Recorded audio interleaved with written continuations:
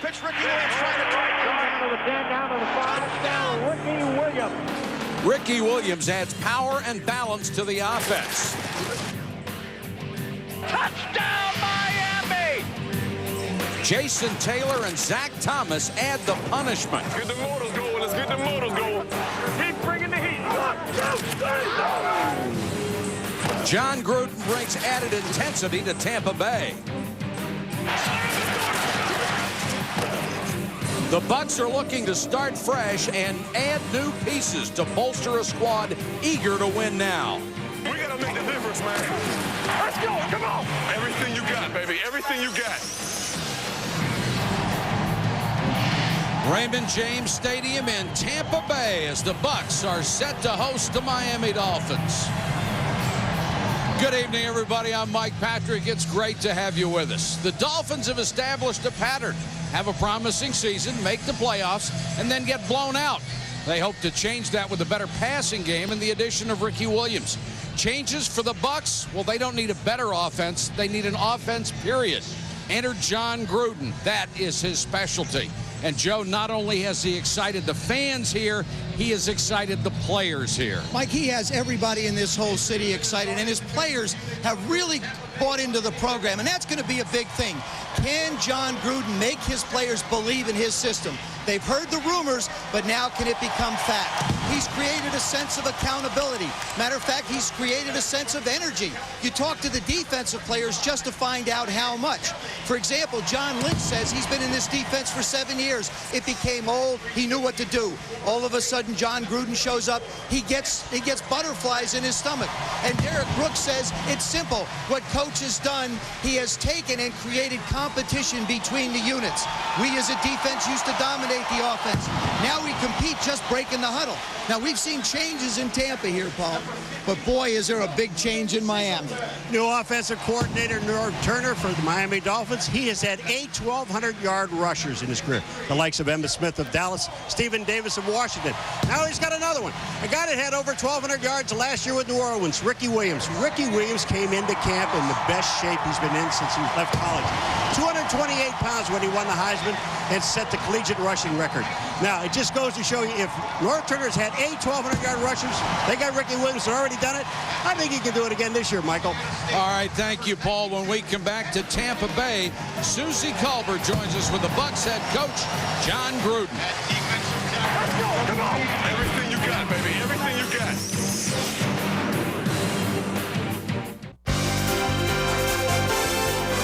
ESPN welcomes you to the following presentation of the National Football League.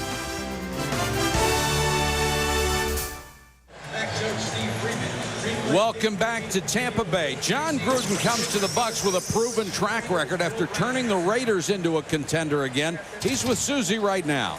And Mike, it's his first game at Raymond James. Doesn't take much to get you pretty much going anyway. So how much is the adrenaline flowing tonight? Yeah, I'm really fired up. This is my first time in this stadium with these fans, and it's rocking tonight. I'm really excited. How much of this new offense do we get to see tonight? Depends on how much we get the ball, honestly. We're going to try and move the ball, have success against Miami. That's easier said than done.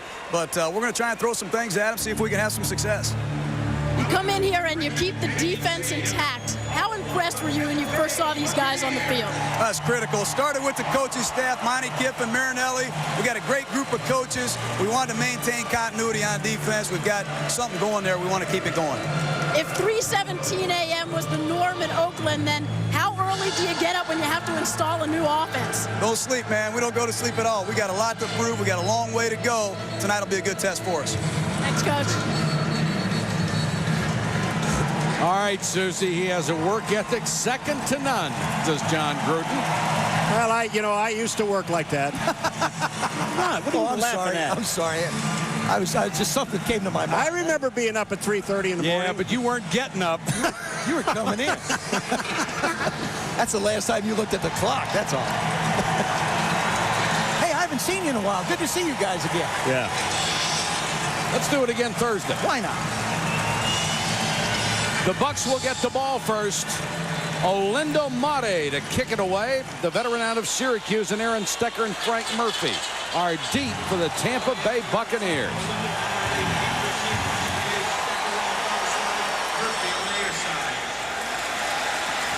Stecker. Nice cut. Midfield. 20, 10, touchdown. No flags. 95 yards.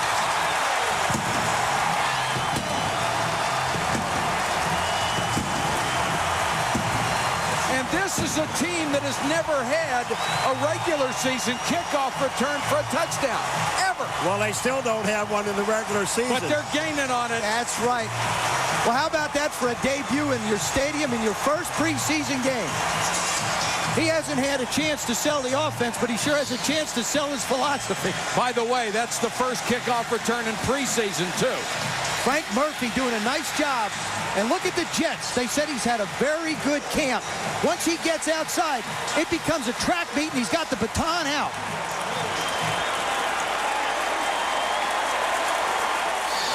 "95-yard return. Martin Gramatica for the point after. And could John Gruden's debut have started any better?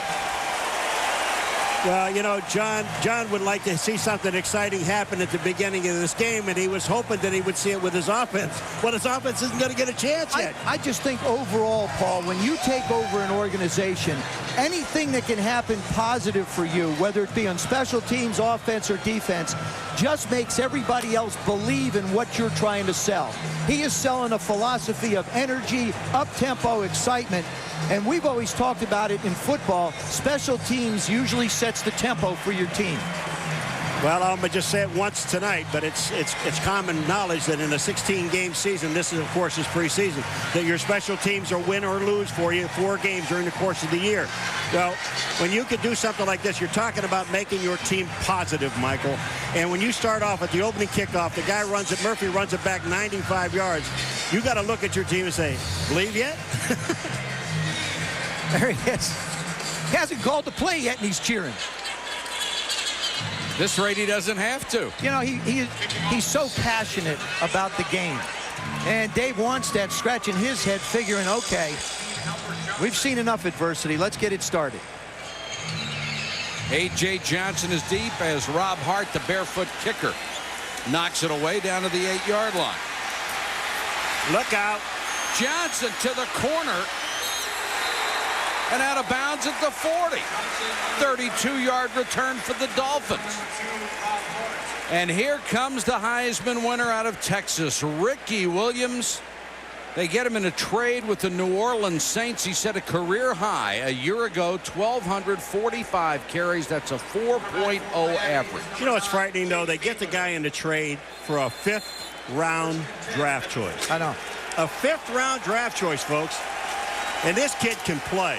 How often do you make that deal? Once in a lifetime, I think. Rob Conrad is the up man in the eye. Fiedler, the quarterback for the Dolphins. And whistles. And Rob Conrad was the man in motion. Bernie Kukar, our referee tonight. Conrad in a battle with Obafemi Ayanbadejo, who was picked up as a fullback, a free agent from the Ravens. And they have put it on Conrad. They said, Norv Turner's new offense, you're going to have to show us you can get this job done. One of the things about Norv Turner's offense is that everybody on the field will have an opportunity to catch passes. Not just the wide receivers, but the backs and tight ends as well. And Conrad is an excellent receiver.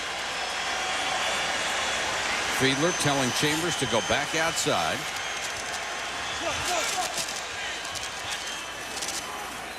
Another flag is down, and Williams hit by John Lynch. Now, this one in all likelihood will be that the wide receivers were not set when the motion started. Consecutive flags.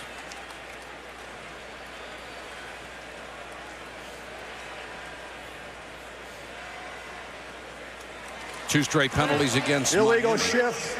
86 offense started in motion, and another man was also moving. That penalty is declined. 2nd down. Check in with Susie. Well, talking to Norv Turner before the game, he said he believes that Ricky can get 1,200 to 1,400 yards, and not just because the offensive line will be solid, but because now he has a defense, won't be playing from behind as much, and that's when the back gets his yards, when you've got the lead. 2nd and 12. Here comes the blitz. Fiedler wants the screen. It's Conrad. Blockers in front. And Rob Conrad chased down from behind at the 45. Anthony McFarland, good pursuit. Well, there's a guy they talked about last year that had a great season, is Anthony McFarland. And Anthony McFarland, you know how difficult this is because the screen is set up. He's reading. Look at McFarland is upfield. Now watch who comes back and makes the play. 92, right there.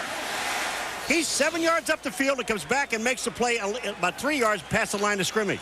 He brings it with him, too, doesn't he? Oh, man. 3rd and 5. James McKnight checks in as an additional wide receiver.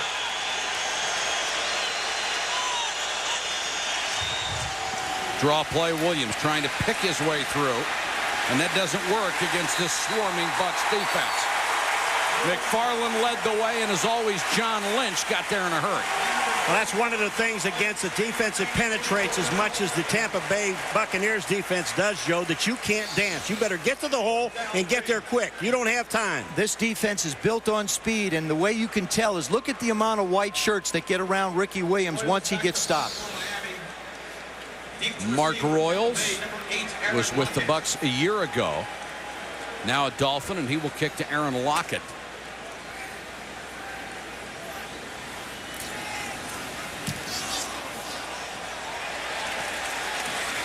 Lockett at the 10. Picks up a couple. And there's a flag down back at the Miami 42-yard line.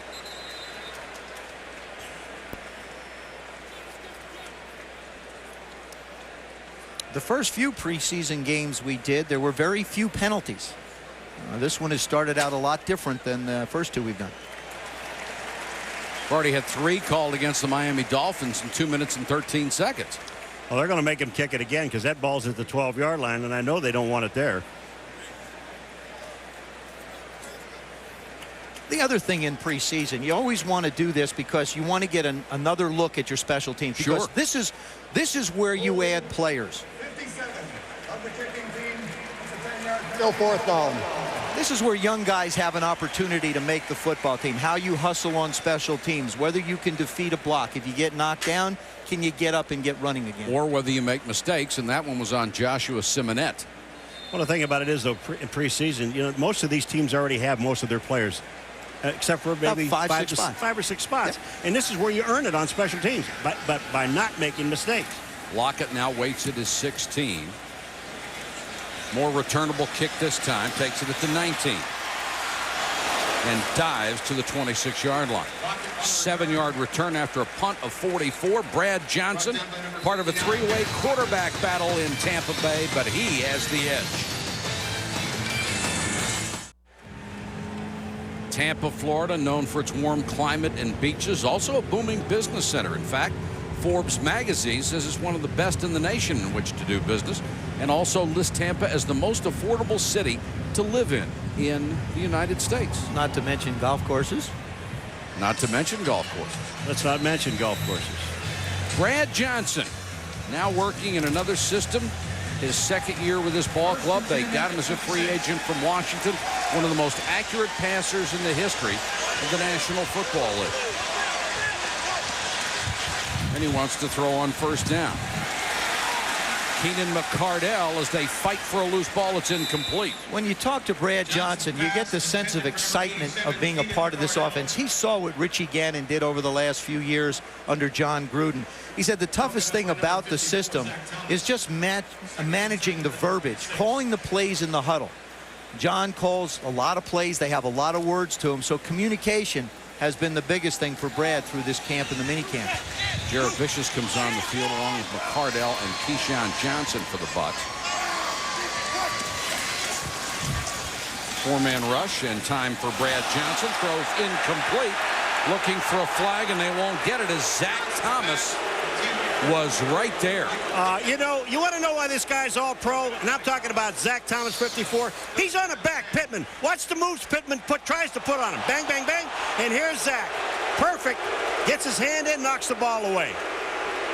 This is good defense. Zach Thomas, one of the best cover guys you'll ever see in a middle linebacker. And smart. And 180 tackles a year ago with a bad neck. Now 3rd and 10. Pittman is the single setback. He's got no neck. Well, he doesn't anymore. McCardell out to the 34-yard line, but that'll be about 1.5 yards shy of a first down. Jamar Fletcher, who's trying to hold on to that nickelback job, made the tackle. The one thing that Gruden said to us, and he looked you right in the eye, right at the beginning of our conversation, the very first thing is, we don't need to be in 2nd and 10. 3rd and 10. No, he called 2nd and 10 like being in a jungle. That's right. Too many things can jump up and bite you. Tupa to kick it away, the longtime Jets punter. And A.J. Johnson is deep. That kick. And this will bounce out of bounds outside the 30. Kick of only 33 yards, but no return. And Ricky Williams will have another shot for the Dolphins. This may be his final series. Hope you join us for a full night of football on Thursday on ESPN starting at 7 p.m. Eastern with NFL Tonight for all the latest NFL news. Then at 8 p.m. Eastern, the preseason continues. Tim Brown and the Raiders head to Tennessee to take on Steve McNair and the Tennessee Titans. I said something earlier. Is Ricky Williams a 5th-round pick? I knew that was too good to be true. It's a first pick this year and a 3rd next year. Sorry, folks. That equals almost 5. 1 and 2 is 5, isn't it? Yeah. Williams on the toss. Look at that defense swarm.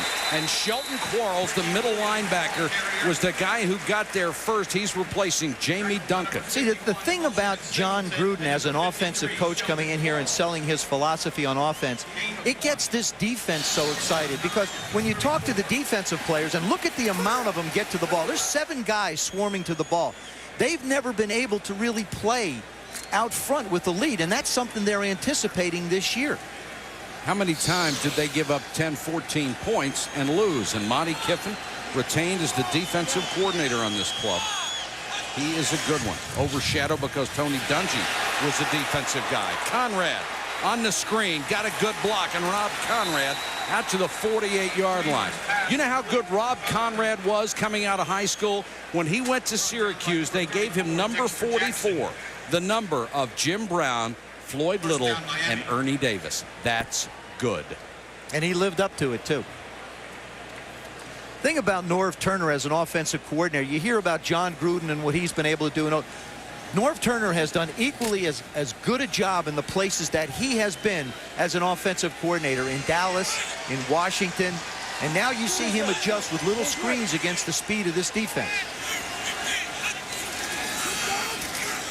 Williams on a little delay, gets a couple, drives the pile forward to the 48. Williams on the run.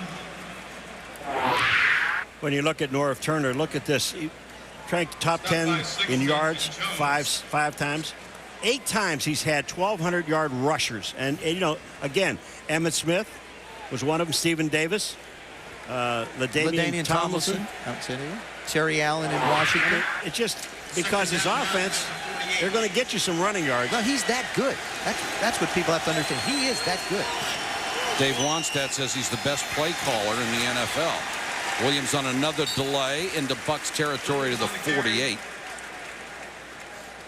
Stopped by number 20, Ronde Barber. The Saints gave up on Ricky Williams. It wasn't because of lack of productivity, over 1,000 yards on an average season, but they wanted a bigger playback. And they have that in Deuce McAllister, who they drafted a few years ago, who they think can give them bigger play.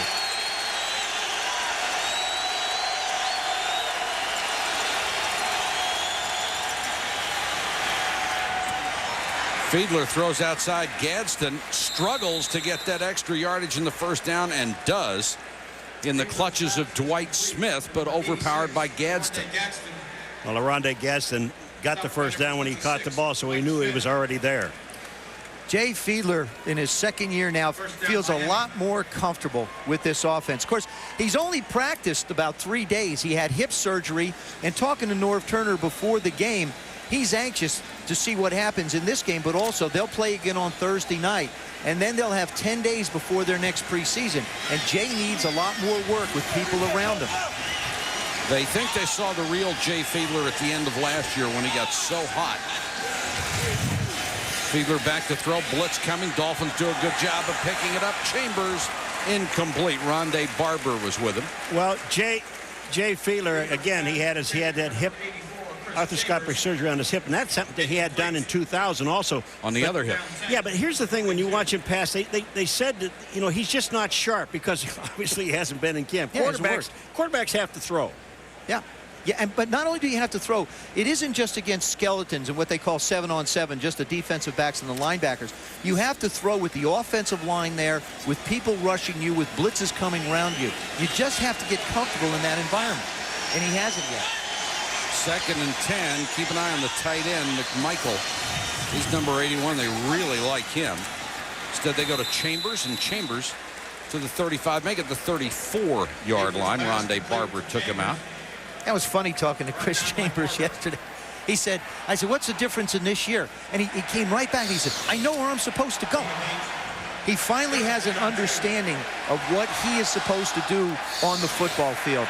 He only played one position last year, and that's what a lot of people do. I know Brian Billick, when he had Randy Moss in Minnesota, did the same thing with him as a rookie. Give him one position, a chance to learn it. Now this year, he'll move around a bit more. He averaged 18.4 yards a catch. Blitz coming again. Fiedler floats it for Chambers, and it's intercepted. Rondé Barber, now they're going to say it's incomplete. Barber had it. The guy who tied for the NFL lead with 10 interceptions a year ago couldn't keep it when he hit the ground. Rondé Barber is trying to say that I did come down with the ball and I had possession. Just remember, it's like a catch, an interception. Do you have possession when you come down? The ball pops out. Had he held on to the ball, obviously would have been an interception. But he didn't have total control of the ball, and the ball comes out. And you have to maintain control when you hit the ground. And now Olindo Mate will come on to try a 52-yard field goal. He hit more than 90% a year ago. Look at this guy. Can he hit it or what? Just short into a breeze. Yeah, it is, but I'm just saying his accuracy is just so great. That's why he makes so many. He is a tremendous kicker, second all-time in percentage in NFL history.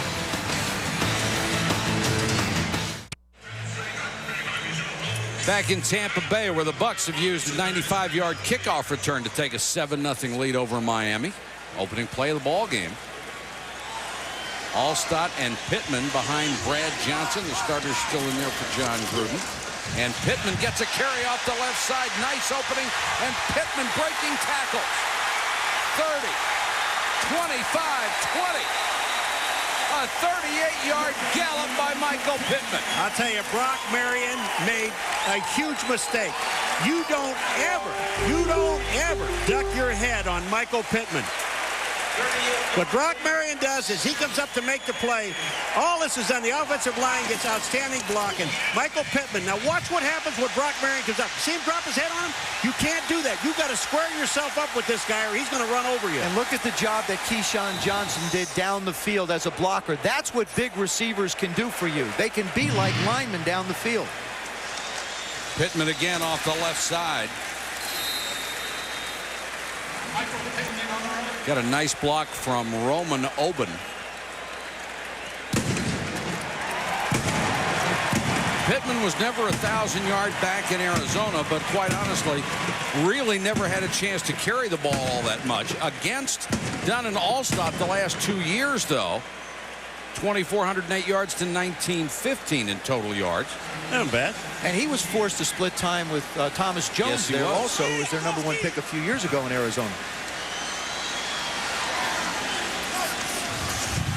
Blitz coming. Johnson hit as he throws.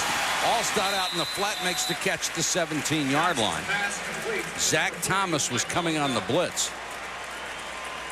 Zach Thomas Not only can he blitz, but he's smart. Look at this. He just avoids the blocker and gets in Brad Johnson's face. I didn't hurt him. I didn't hurt him.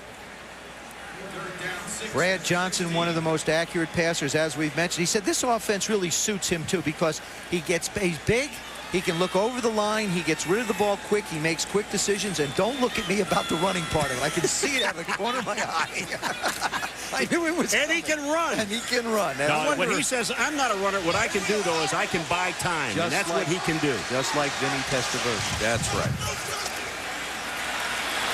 Johnson with time, throws for Keyshawn, incomplete. Patrick Surtain was right there.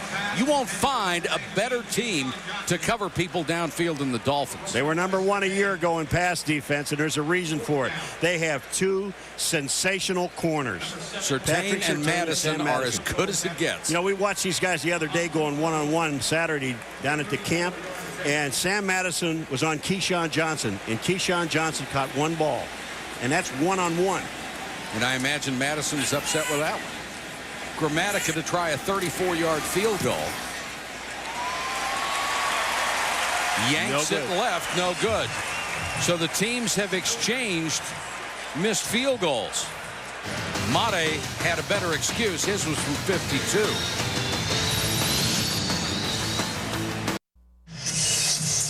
We're having a little preseason party here on the west coast of Florida in Tampa Bay, where the Bucs are leading the Dolphins 7-0. One of the great features is the pirate ship here in this stadium. Truly one of the finest stadiums in the National Football League, but that little thing that sits in the end zone makes it special, especially when they score. Those guns keep going off. Ray Lucas, the new quarterback, who says, I've got to open people's eyes and let them know why they brought me here in the first place. Getting a chance to play. Fiedler is out. Lucas, 3-step drop. Gadsden with the completion. He takes it up to the 33-yard line. Brought down by Terrell Buckley, and there's a flag down. They're going to call this one on Jed Weaver, the tight end in motion. He was moving a little too quickly. This would be the 4th penalty against the Dolphins here in the first quarter. And they're all motion.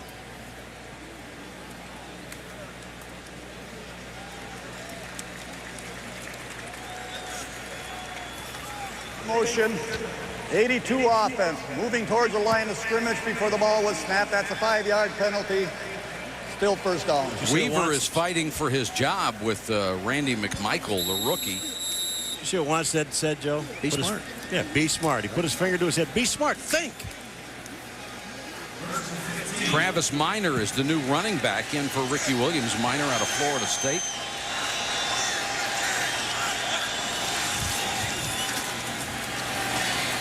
Gets it on the draw up to the 25-yard line, so they get back the penalty yardage and maybe a foot on top of it. We talked about Jay Fiedler having such a limited amount of work coming into this preseason game. He hasn't worked much at all through camp, and it caught Ray Lucas a little bit by surprise, because what happened with Jay not working, Ray wound up working with the first unit and getting a lot more throws than he'd anticipated, and he had developed a sore arm. Hopefully the last couple of days it's been rested a little bit, but it hasn't been as sharp as he would like it. It's now 2 inches longer than his left arm. Goes out in the flat to Minor. Bucs are right there to shut it down. Of course, Lucas, when he was with the Jets in '99, when Vinny Testaverde was hurt, had a chance to start 9 games and went 6-3 as a starting quarterback. What you're seeing now on defense for Tampa Bay, they have their 2nd unit in. These are the backup guys. The first unit is out for both of these teams. Well, actually, Miami Dolphins are staying with their first offensive line. Now they've got some answers to some questions up front, Paul, so that would be a reason why. Plus, they'd like to protect Lucas right now. He can run. Gets it only back to the 31-yard line, and that will bring up another 4th down. Buck Gurley, number 90, made the tackle on the scramble. We found out so can Buck Gurley. He can run too. Now there's a name, huh? Buck Gurley. So Lockett, who was a 7th-round pick out of Kansas State, is back for the punt of Mark Royals.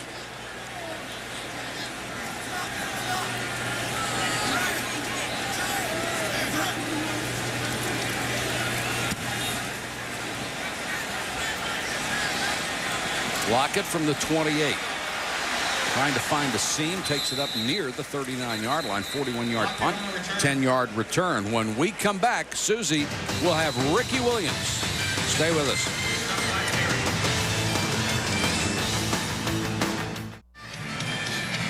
In the last 3 years, only Marshall Faulk and Edgerrin James, the Pro Bowlers, have more yards from scrimmage in an average game than Ricky Williams. He's ahead of Curtis Martin at 111.1 per ball game. That's why Dave Wanstead was so excited to get this young man. And he will be with Susie momentarily. Right now, in his stead, the rookie Travis Stevens out of Tennessee, 4th-round draft choice. Jameel Cook is the fullback.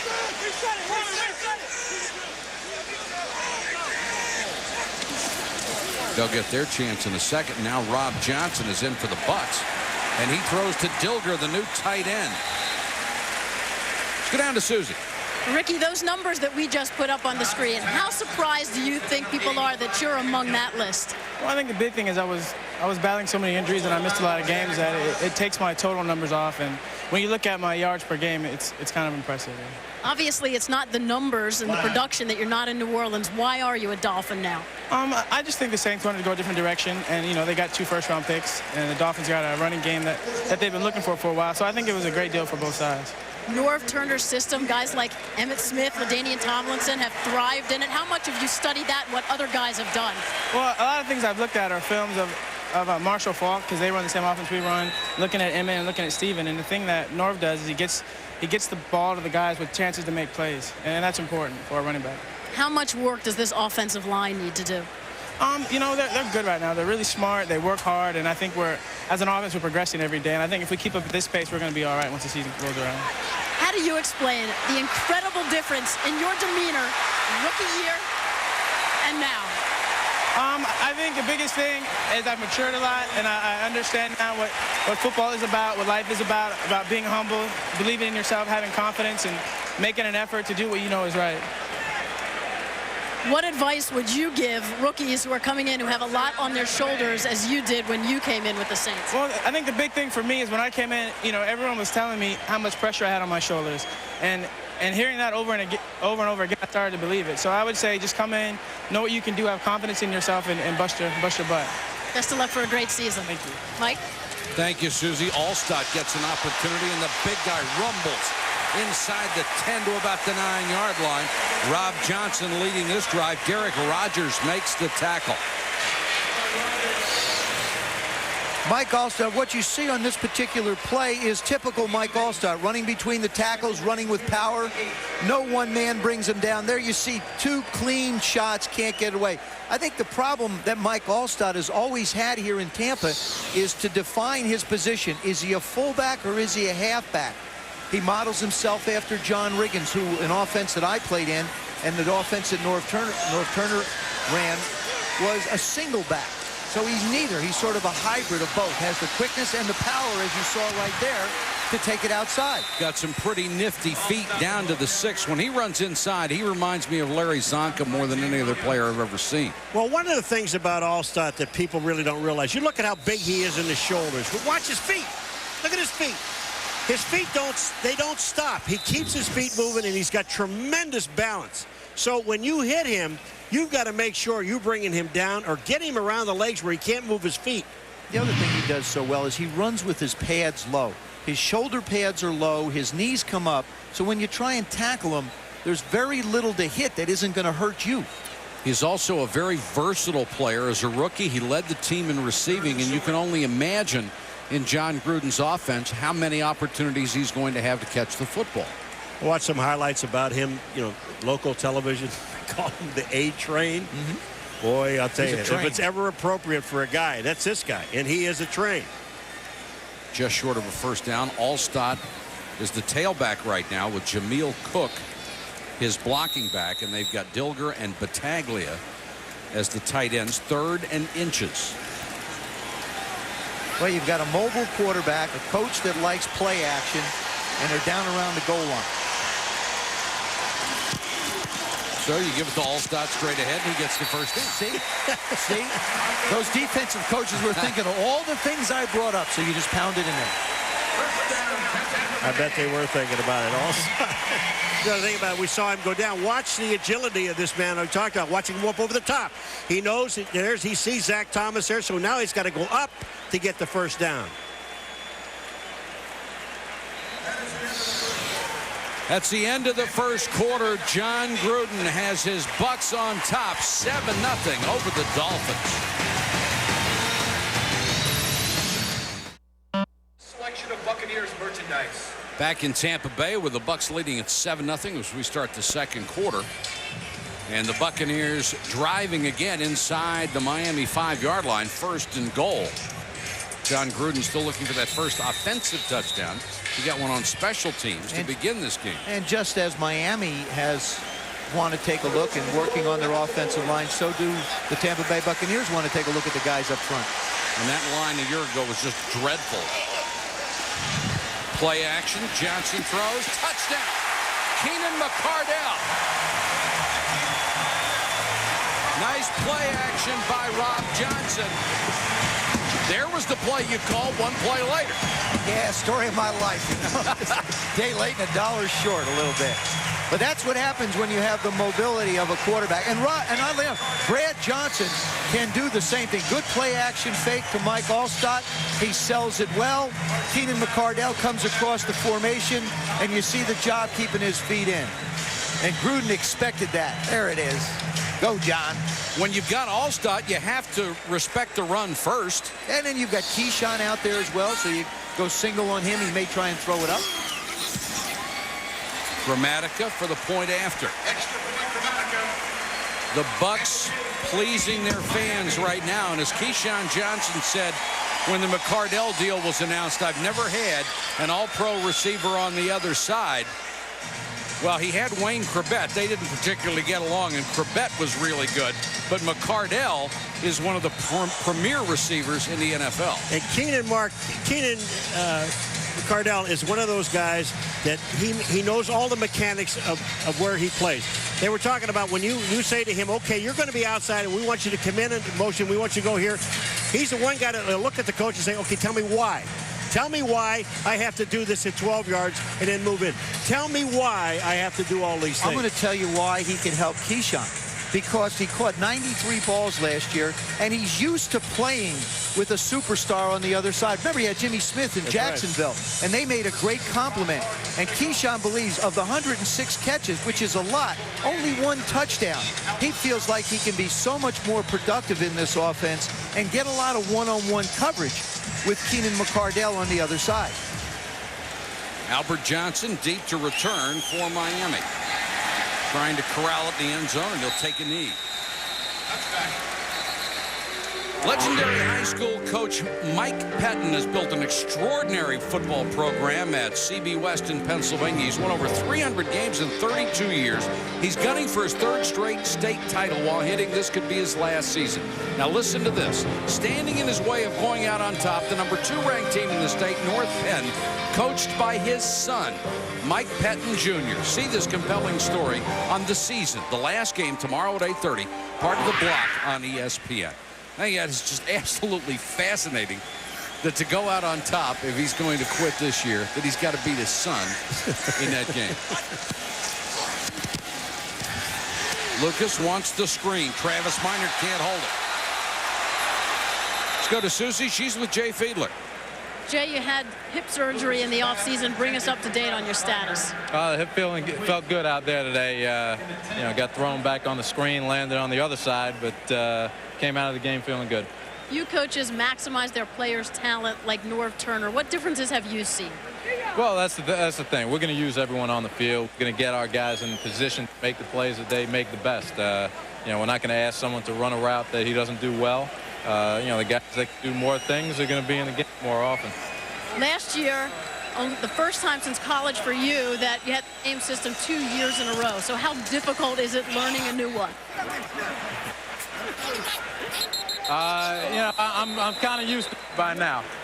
This is I've learned a lot of systems over the years. It's just a matter of getting the terminology down, and everyone's running pretty much the same things. I've run a lot of these schemes in different offenses before. Once I get the scheme down, that comes pretty natural. Terminology down, and as you saw in that first half, or that first couple of series, we made a few mistakes out there, pre-snap mistakes. We got to get together and shore that up a little bit. Jay, thanks. Best of luck this season. Thanks a lot. Thank you, Susie. Fiedler was 4 out of 6 in his limited time. Here's Travis Minor going for the first down and appears to have it across the 30-yard line. But Gurley again on the tackle for the Bucs defense. When you look at Miami, they start with Orlando Gadsden and Chris Chambers. They're their starting 2 wide receivers. Now you bring in what would be a second unit. You bring in Dedrick Ward, who really didn't play a lot last year. Played with a bad foot. They had screws in his left foot, so he really didn't get a chance to do the things that he can do, provide the speed that he did when he was in New York. And then you get James Knight, another quick guy on the other side, so they're pretty deep at wide receiver. McKnight can fly over there. Here's McKnight catching a little slant, takes it up to the 39-yard line. I'm kind of waiting and hoping that in this series of downs here, they throw the ball to Randy McMichael. This is a young man, a draft choice. He's young, but they say if he can do in a game what he has done in practice, by the middle of the season, he may be their starting tight end. And that's a lot to say about a young man. Well, he's gifted, 4th-round pick out of Georgia, gets down the field very well, athletic. He is not the blocker that Weaver is, but a much better target as a pass catcher. And Travis Minor is hit in the backfield, knocked down by the rookie Jermaine Phillips out of Georgia. Jermaine Phillips is another. You got all these Georgia guys out on the field, but here's a guy who's really only in his 2nd year as a defensive back. Played wide receiver up until his junior year at Georgia, switched over to defensive back, and has a lot of athletic ability. Big guy, 6'1", 214. It's 3rd and 2, and Robert Baker, number 83, comes in for the Dolphins as a wide receiver. Lucas at quarterback. Lucas with a quick out, and it's incomplete, intended for Dedrick Ward. So the Dolphins will give it up on downs again, 4th and 2. And Royals will have to come on to punt once more. Royals out of Appalachian State, now in his 14th year in the NFL. Hey, Paul, when you punted, did you wear 2 different colored shoes? No, I had 2 different colored helmets. Well, actually, one was leather. Look at the shoe. You'd look good in that orange one. Don't even understand that. Lockett, the rookie, is drilled. At the moment he touched the ball, creamed by Trent Gamble. There's got to be somebody back there to tell him, hey, fair catch, pal. Trent Gamble was saying, catch it.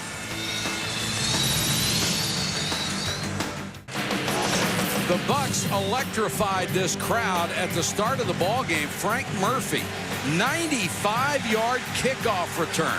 The first Buck ever to return a kickoff for a touchdown, regular or preseason. And then Rob Johnson with a nice play-action fake to Keenan McCardell, and John Gruden pumped as always. It's 14-0 Bucs, 2nd quarter, and they take over at their own 16-yard line.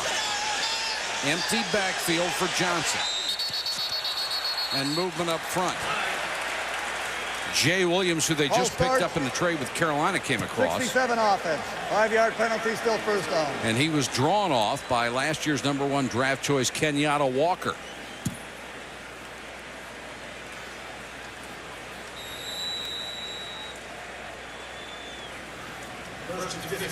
Rob Johnson, although touchdowns to interceptions didn't look very well. He was beat up a lot, 31 sacks, but the completion percentage was 62%. That's what you look for, a guy who can complete passes. Aaron Stecker.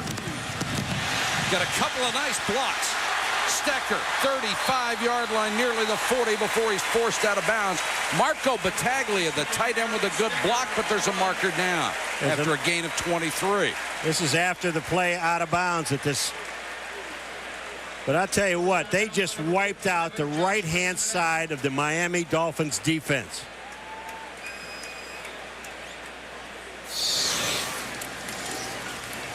Look at here. Look at everybody sitting inside. There's nothing but green grass on the outside. Kerry Jenkins, number 77. Jeff Christie, number 62, did a nice job of setting it up. And there comes the hit out of bounds. Now, that's the second personal foul. Yeah, wait a minute. That they've gotten. If that's the call, then that's wrong. Because the runner ran back into the... Paul, they called it. I know they called it.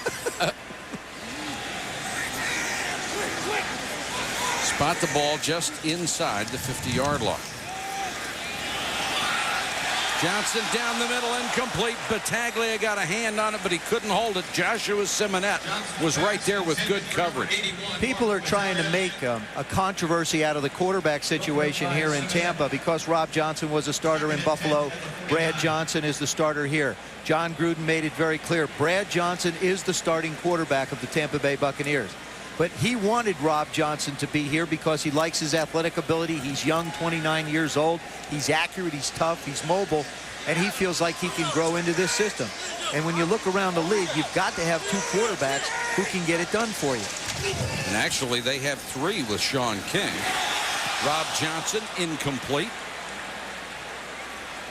Johnson's pass intended for number 83, Joe Juravicius. Incomplete, 3rd down, 10. Terrell Buckley is now with this football team, and he was a teammate of his a year, but he actually separated his shoulder. Yeah, but the other thing, Rob Johnson might have had a chance to go some other places. I think Jacksonville, Cincinnati, Houston, Jacksonville were places that were interested, but he wanted to get signed in March. He wanted to get someplace where he could work in camps and be able to get himself ready to play. And he said, look at the people around here. This is a winning organization. It's a good place to be.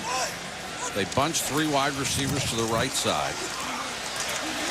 Johnson trying to scramble, nearly lost the football and downed at midfield by Jermaine Haley, number 94, who chased him to get the sack. Well, you know, you look at the sacks when he was up in Buffalo. There are times when the Buffalo Bills started three rookies in the offensive line. This guy, I'm going to tell you something. If you look at 61% of throwing, he was on his back most of the time. They almost killed him. And then we look at his shoulder, Joe. Did they fix his shoulder? There's a knot sticking out of the jacket on it. It's like a you're right. It's like a hook. Well, they beat him to a pulp. There's no doubt about that. Tupou will kick. Johnson is deep. Nice high floater this time. Johnson lets it go inside the 5 and into the end zone. 50-yard kick, but a net of only 30. The Bucs in control here in the second quarter. We will bring you a full night of football on Thursday. ESPN starts at 7 with NFL Tonight. All the latest NFL news. Then at 8 o'clock, our preseason games continue. Tim Brown and the Raiders head to Tennessee to take on Steve McNair and the Titans. Of course, Steve McNair coming back off of surgery, as well as Eddie George. And there's a guy who had some surgery as well. On a rotator cuff, never complained about the injury a year ago when his numbers were way down. And that was one of the reasons. Travis Minor gets a couple of good blocks. Slashes his way out to about the 28-yard line. Minor was drafted in the 3rd round out of FSU a couple of years ago. Had nagging injuries his last couple of years there and has never really had the chance to show what he can do as a running back. We got a Buccaneer down. David Gibson, the backup safety to John Lynch, was in on the tackle. And it looks like Gibson is the guy a little slow to get up. We've got a timeout, 10:18 to go. First half, back after this.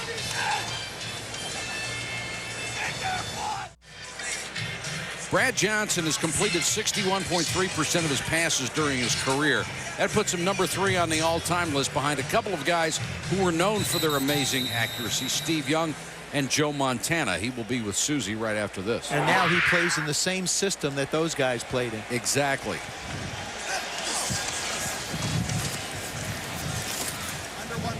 Minor gets a couple and has a first down. Let's go to Susie.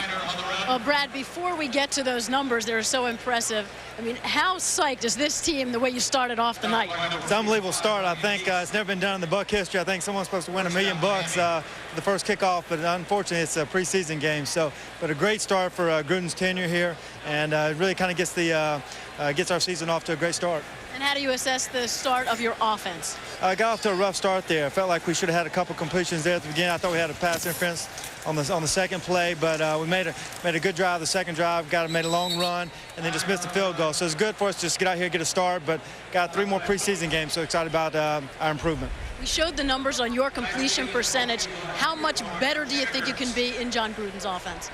Well, I think I'm going to have to be a lot better. I think when you watch Rich Gannon's career, what he's done out there the last 3 years, I think last year he was at 66%. I think that's kind of where if you're trying to win a Super Bowl with Kurt Warner's and those guys, you got to get in that range, 64 up to 66%. How much different is the tempo in practice from what it was last year? It's a fast pace. We brought in some great personnel in the free agency and everything. We're trying to get a lot of shifts, motions, and personnel changes constantly and kind of dictate the way the game's going to be played. So excited about where we are, and we can get a lot of mismatches on a lot of different people.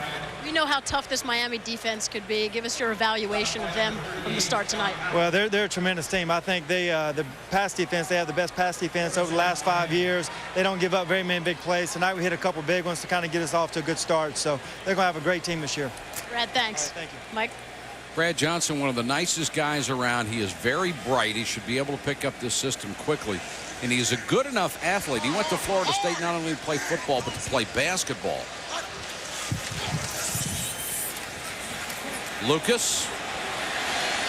Oh, and a diving catch made by Robert Baker, 32 yards. Pretty pass and a better catch. Yeah, but when you watch Baker at the end of this play, here's where you wait until the last second to catch the football. It's not a question. You've got to outrun it. Lucas puts it out there. Number 83 is Baker. Watch where this ball is, where he takes a shot. Look, watch this here. He'll snatch it out of the air. Bang! Gets his hands up, grabs the back of the ball, and has enough to bring it in. You made a great point, Paul. The thing is what coaches harp at with wide receivers is don't run after the ball with your arms extended.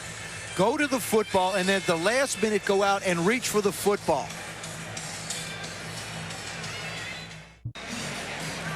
Bucs on top of the Dolphins, 14-0. But Miami has reached the Bucs 24-yard line. Ray Lucas had a chance to clear his head during that timeout as Nate Webster really gave him a shot on the blitz. And Lucas with a little roll. Throws on the run inside the 10, complete down to the 1. Robert Baker. And out of bounds. That's the second big play by Baker. This was actually Lucas's third choice. He ran a bootleg on his play, froze the defense. First of all, he wants to hit the receiver deep. Looks there, he's not there. Looks at the tight end, he's not open, and then comes right back to the middle of the field to Brown. I mean, Baker, that's just heads-up play by the quarterback. Lucas out of Rutgers has always had that great mobility, and they're going to say forced out of bounds just inside the 5. Minor and Dyer are now the backs behind Lucas. Oops. Movement up front again, and Lucas just throws it away. That was a staggered start by the whole line, defense and offense. And you know what? I don't see a flag. No, there is not. Now, you got to believe somebody was moving somewhere, especially since they changed the rule of violating the neutral zone. Somebody's head had to be over the football somewhere.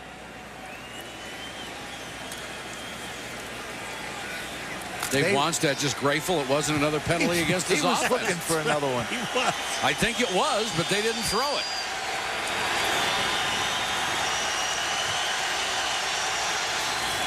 Tampa shows blitz. Lucas incomplete. Intended for his fullback, Dion Dyer. And a nice defensive play by Joe Todd out of Hofstra. How many guys have come out of Hofstra in the last few years? It's a football mecca. This is by Joe Todd, number 50. Look at the linebacker. Get inside and just throw the ball, throw his arms out to knock the ball down. Lucas said I should have had this one. If I'd let him a little bit further, I might have. 3rd and goal, and Warren Sapp leading the cheers.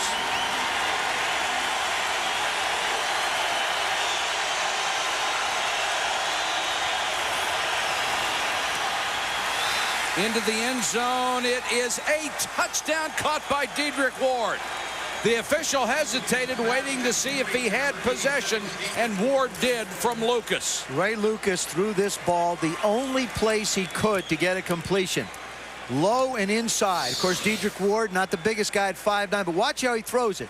Down low and inside, so the defender cannot make a play on it. That's Dwight Smith, who was wrapped all over Dedrick Ward. And a nice catch by Ward. Good throw by Lucas, and Mate will come on for the point after.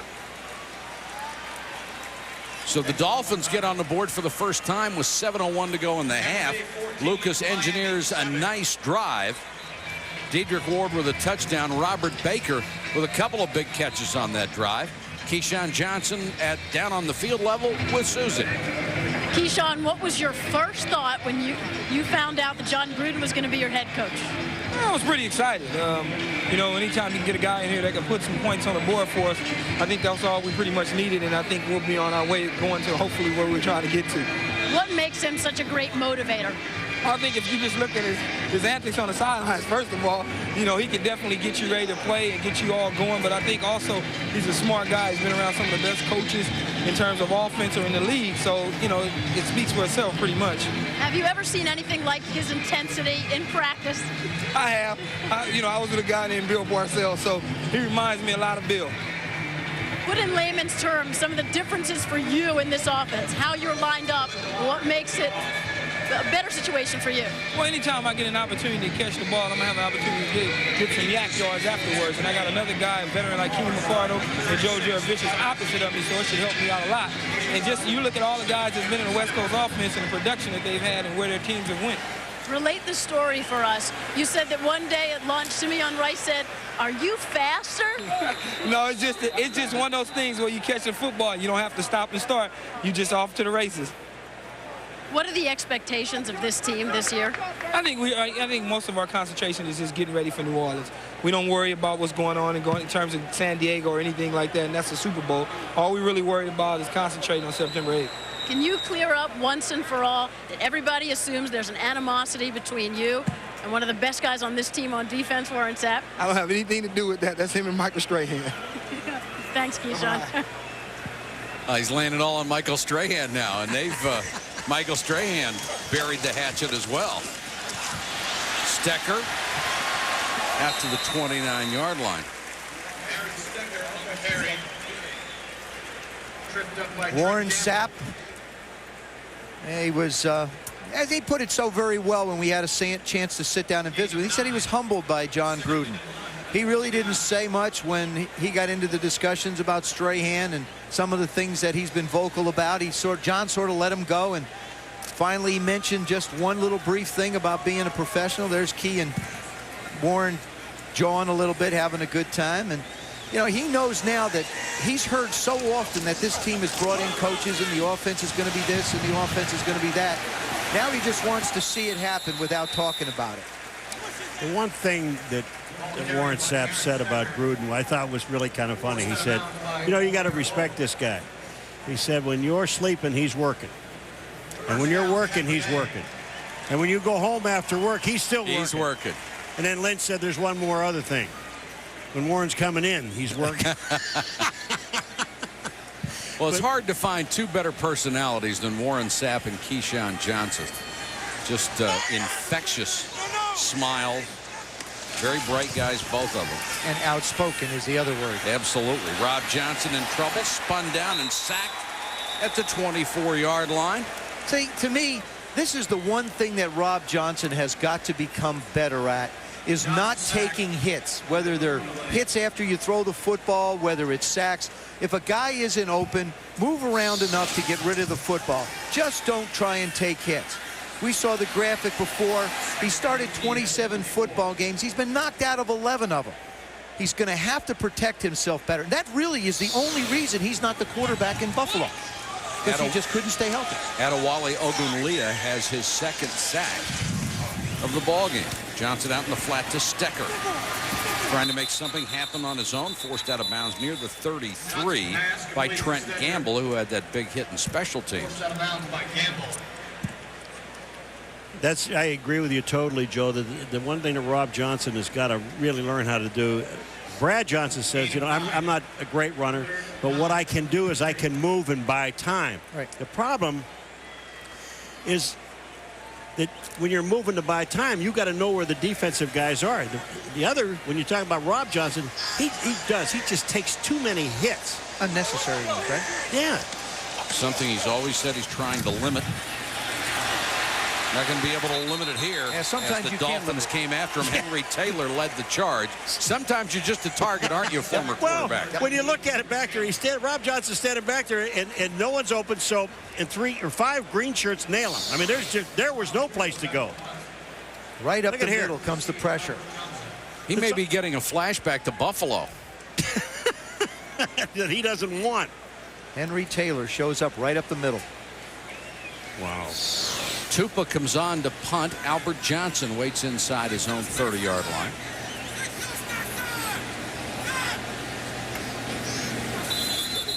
Play.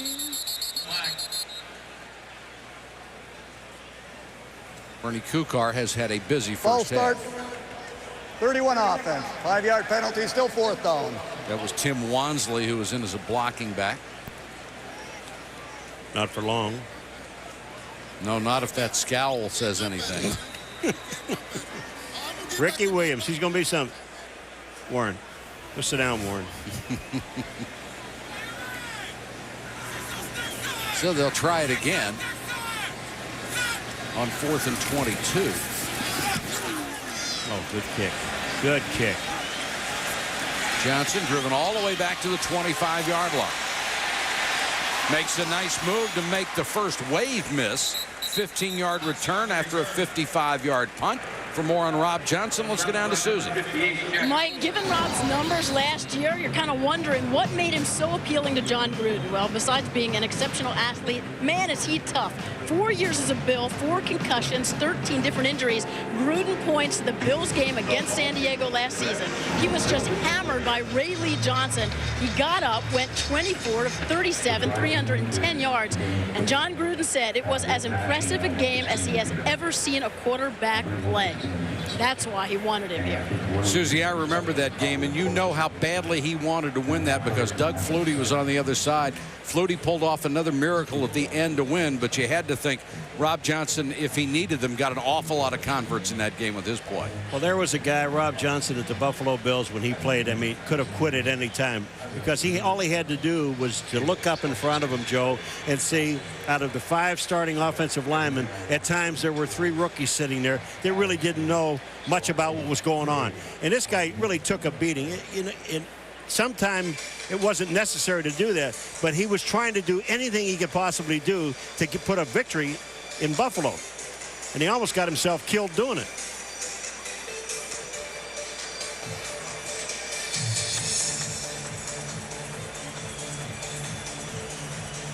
Don't you like Gruden tapping him on the chest? I do have your attention, don't I? Well, you know, he's always coaching. He coaches the quarterbacks. He handles the offense. He basically, I think what he's trying to explain to him is first thing you got to do is don't take hits. If you can, just avoid it. Get rid of the football. And again, this is a new system. There are places to look. You want to get to the first, second, and third receiver. Rob Johnson is making that adjustment as well. What do you think the chances of being Michael Joe of ever miking Gruden? Oh, he loves being Mike. It was it's entertaining. You know, it's like Jerry Glanville. I mean, it's great to have personalities back. Steve Spurrier in Washington, same thing. These guys have sideline personality. One person nobody really thinks a lot of that's really animated, we saw George Seifert. Remember George Seifert? Tom Coughlin, another one in Jacksonville. Very animated on the sideline. Yeah, but you wonder how many bleeps you have to throw in. I ain't worried about being animated. I'm worried about the verbal side of it. Yeah. Oh. Yeah. Well, he gets excited. Might sound like the Sopranos. Lucas remains in at quarterback. Guns this one and another catch for Robert Baker. Boy, Lucas showed you an arm on that one. Man, did he fire this ball. That was a strike right on target. I mean, Baker is coming across the middle, and watch him fire this thing. Wham! That ball is out and into the hands of Baker. that quick. This is a bit of a trademark of a Norv Turner offense. Little play action, big, deep, 14-yard square in. Baker, 3 catches, 76 yards.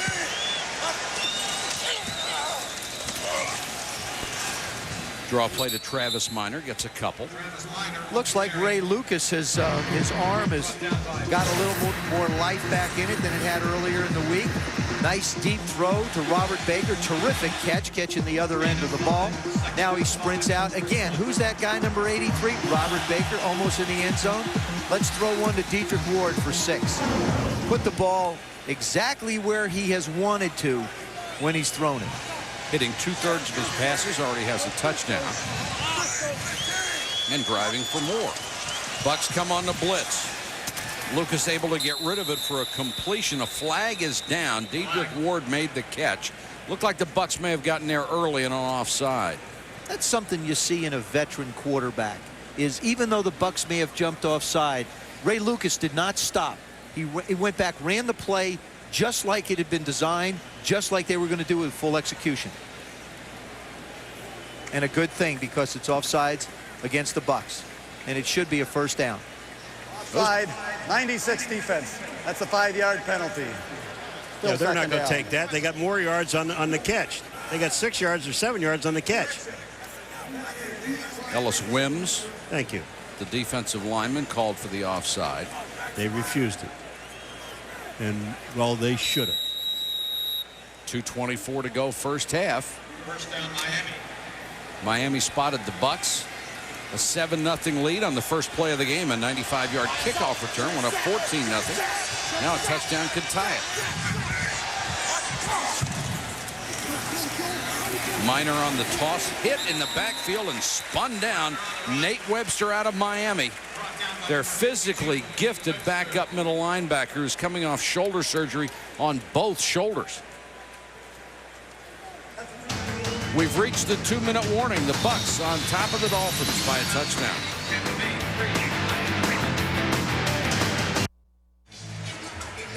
Coming up at the half, the Coors Original Halftime Show with Chris Berman. We'll have a Terrell Davis update. Terry Glenn is on the shelf with an injury in Major League Baseball. No strike date yet. Please, please don't do it. Coming up on the Coors Original Halftime Show. Warren Sapp cheering on the defensive substitutes for the Bucs as they have Miami in a 2nd and 10 situation at their own 25. Lucas on a relief of Jay Fiedler, who played the first couple of series.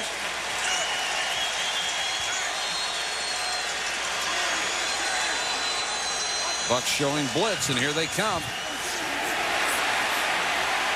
Lucas, good scramble, and gets out of bounds just in time. Boy, you want to see speed in the linebacker, Nate Webster. Lucas tries to get to the outside. If it weren't for Nate Webster, he might have picked up not only the first down, but a touchdown. Watch number 52. He gets blocked at the line of scrimmage, and now he's going to outrun Lucas.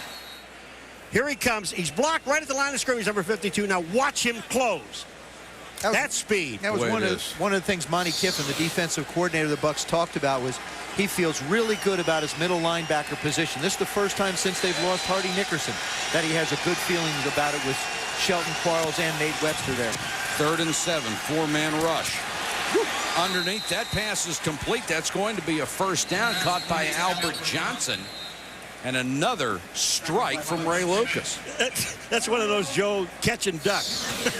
You know you're going to get hammered. There it is. Catch it. Get down. Albert Johnson, he could be the answer for the Miami Dolphins when it comes to kicking the returning kicks. He was a kick returner, played Rookie of the Year in Canada in 2000, and has a lot of speed. 5'9", only 190 pounds. But could be the guy they've been looking for to return kicks in Miami. And Miami's receiving corps becoming a strength on this ball club. And how long has it been since the receiving corps was a strength? I talked to Dan Henning, who's now down at Carolina as the offensive coordinator. We talked about wide receiving corps. He made a really great point, I thought, is you have to have varied sizes and varied speeds. And when you look at the Miami Dolphins, Oronde Gadsden and Chris Chambers are big guys. Dietrich Ward, a little quick guy. A guy like we just saw, Albert Johnson. James McKnight, sort of the one in the middle. So you have a variety of wide receivers that can fit into different types of routes that you want to run. It gives you a lot of versatility in your offense. 2 tight ends, McMichael and Weaver, 2 wide receivers.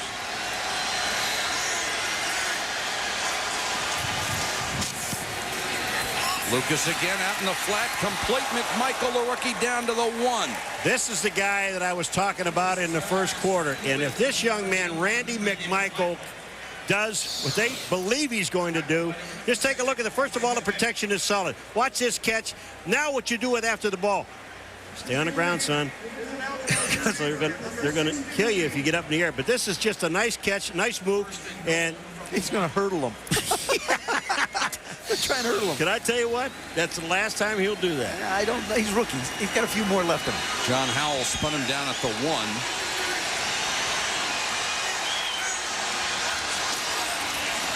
Minor may have lost a yard. Dwight Smith came in and stuck him, and the ball is loose. The Bucs have it. John Howell wound up with it. Dwight Smith caused it.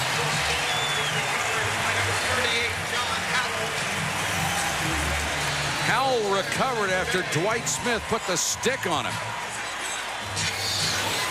Boy, I'll tell you, there's nothing more frustrating when you look at, here's the hit, the shoulder on the ball comes out, and Howell gets it. But there's nothing more frustrating to take a ball and move it all the way down the field, and you get to the 2-yard line and cough it up. You've overcome long yardage situations, penalties, sacks, all that, and you wind up giving it away.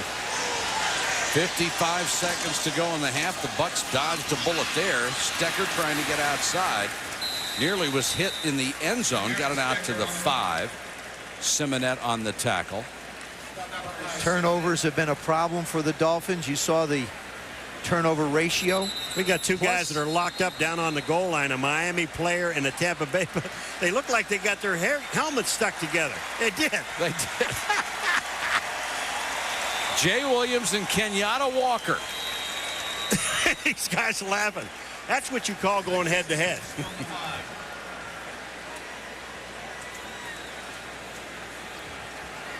Clock is running, and certainly Tampa Bay is going to be in no hurry to stop it.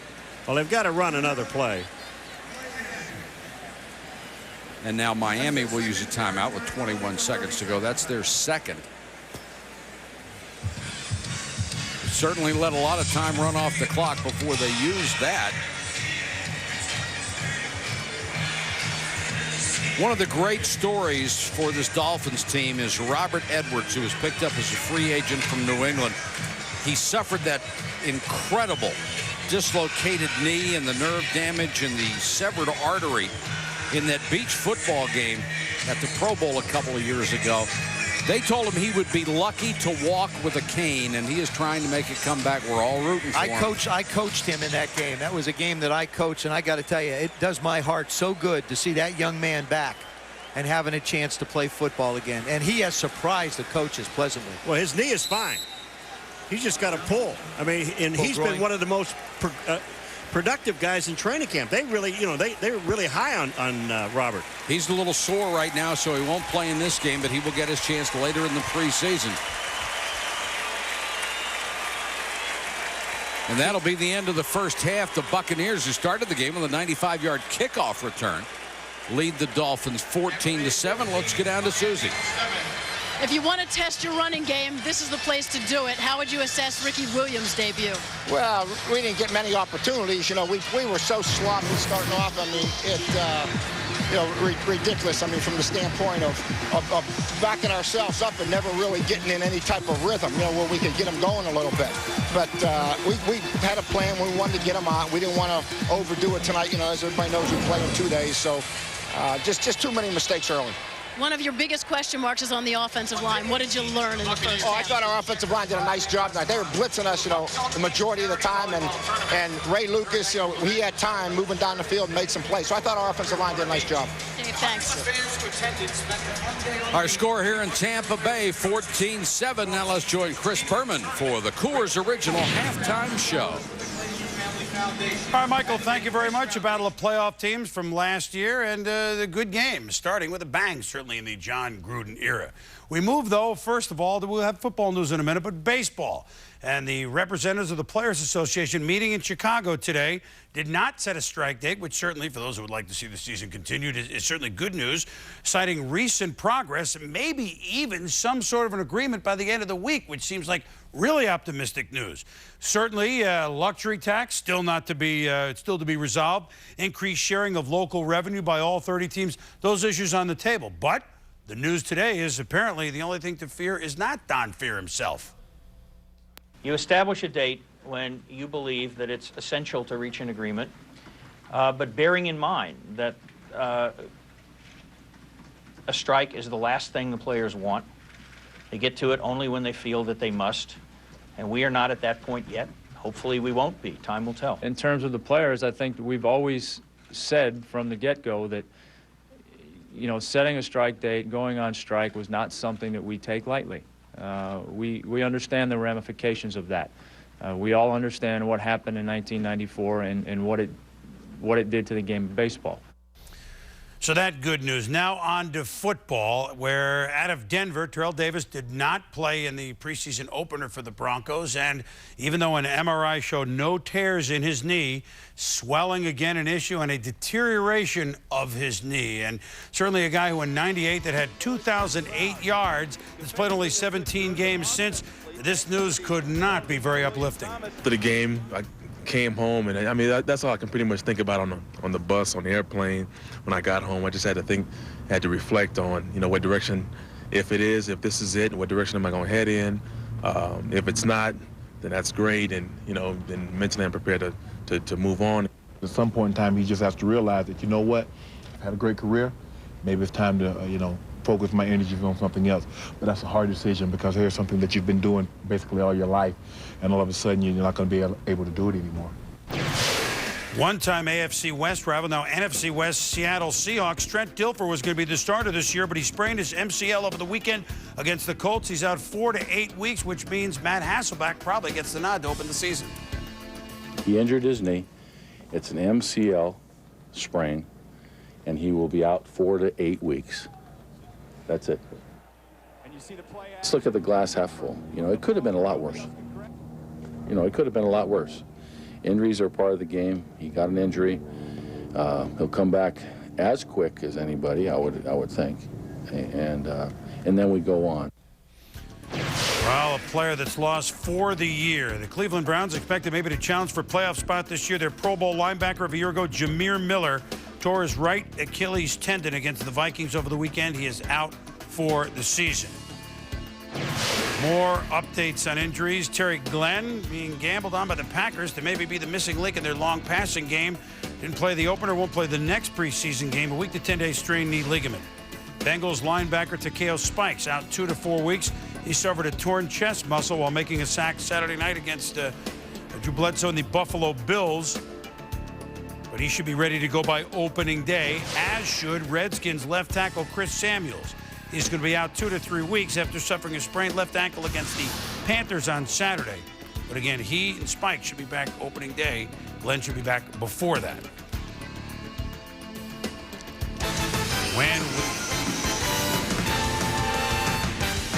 This halftime show is presented by Coors Original, Real Golden Beer, official sponsor of Guys Night Out. When we return, baseball updates. Sammy was on a tear this weekend. Would it continue at home?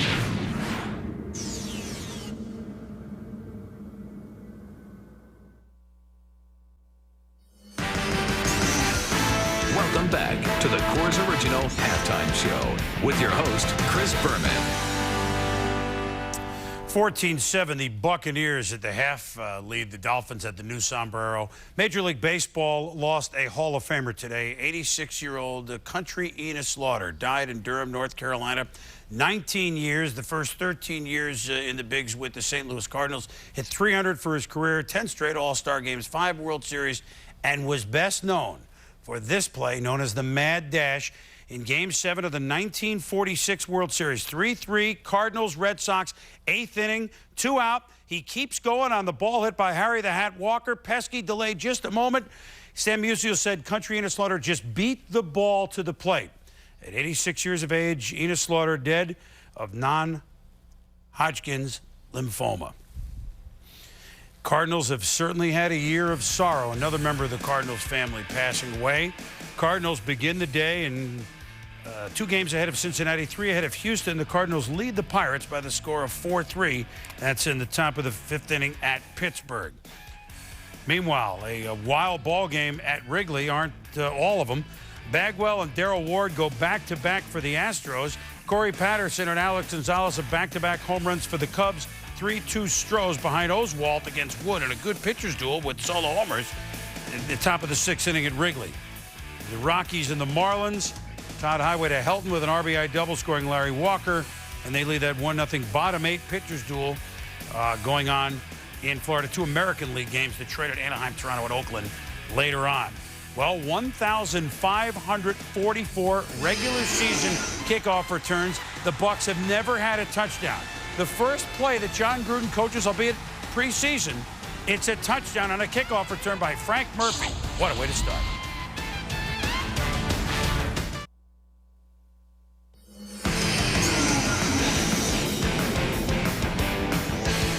This halftime show is presented by Coors Original, Real Golden Beer, official sponsor of Guys Night Out. Our NFL crew, the hardest working crew in television. Another preseason game immediately. Raiders and the Titans at Tennessee.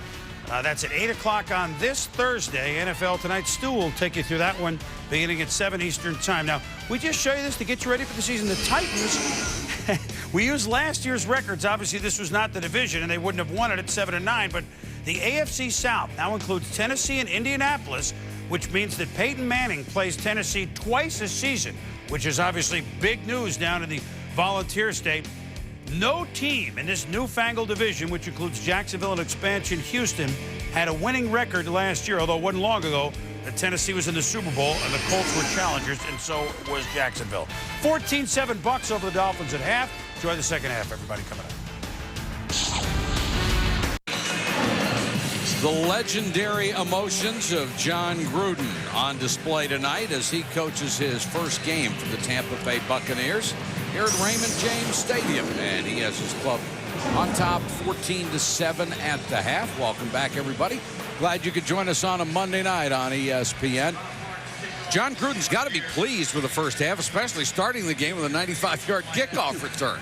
Well, he is pleased, but nothing's really going to make him happy. And I think one of the things, Joe, he started coaching this football game tonight, this one, when he signed his contract to come down here. Yeah, this was when it began. And what I saw out of the offense is I saw a balanced throwing attack, which is what he wanted to do. Quick passes, get the ball out of his quarterback's hand.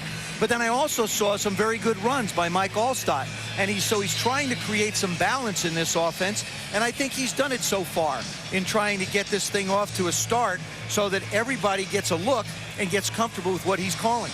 Pittman had a good run as well. Yes, sir.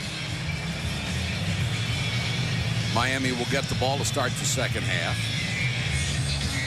Down by a touchdown. Of course, I just saw Norv Turner as he came up to the coach's booth, and I said, nice first half. He said, are you kidding me?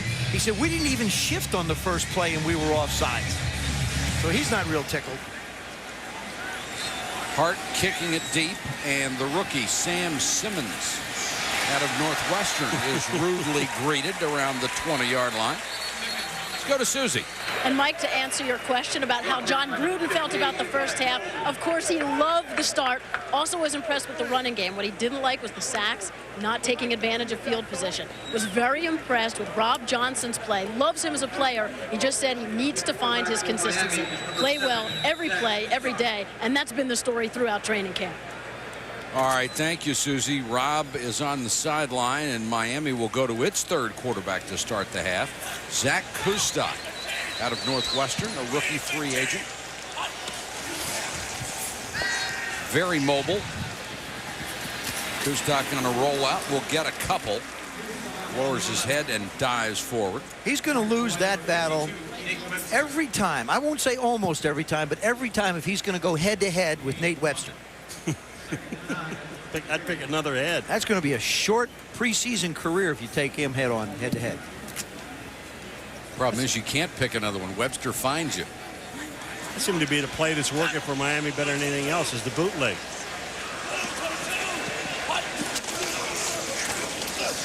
Minor, who would love to make up for that earlier fumble, gets it across the 25. Check it, it's Leonard Henry, the rookie out of East Carolina, who has shown some flashes in this training camp, some very good quickness. Jamie Nails, Paul. Boy, I tell you what, here's a guy that Buffalo let go of him because he weighed at one time about 400 pounds, give or take 25. And I would go the other way with the 25. But here's a guy that came into he is now 326 pounds. He's lost close to 100 pounds, and they are really impressed with what this young man has done so far this year. Blitz coming. And another catch by Baker. What a throw by Kustok under pressure. This is duck and go. This is a throw and duck. John Howell, number 38, is the guy that's coming in on him. I believe it's Howell. But watch this throw and duck. Throw, boom. I mean, he gets waxed. Here's the throw. Here's the duck. Throw, duck. And he completed it. Right on the right shoulder, too. Next time you might want to go with just duck. Well, no, he got a completion. Taking it. All right. Another blitz coming, and Henry nearly hit before he got the ball. David Gibson coming around the corner. You look at these safeties, John Howell, Dexter Jackson, David Gibson, and John Lentz. That's 4 really good safeties, and they're interchangeable. People refer to strong safeties and free safeties. The strong safeties are the guys that play a little closer to the line of scrimmage. The free safeties play back and pass a little bit more. Not in Monty Kiffin's defense. Well, Monty Kiffin said enough of this bootleg. We're going to send some defensive backs upfield.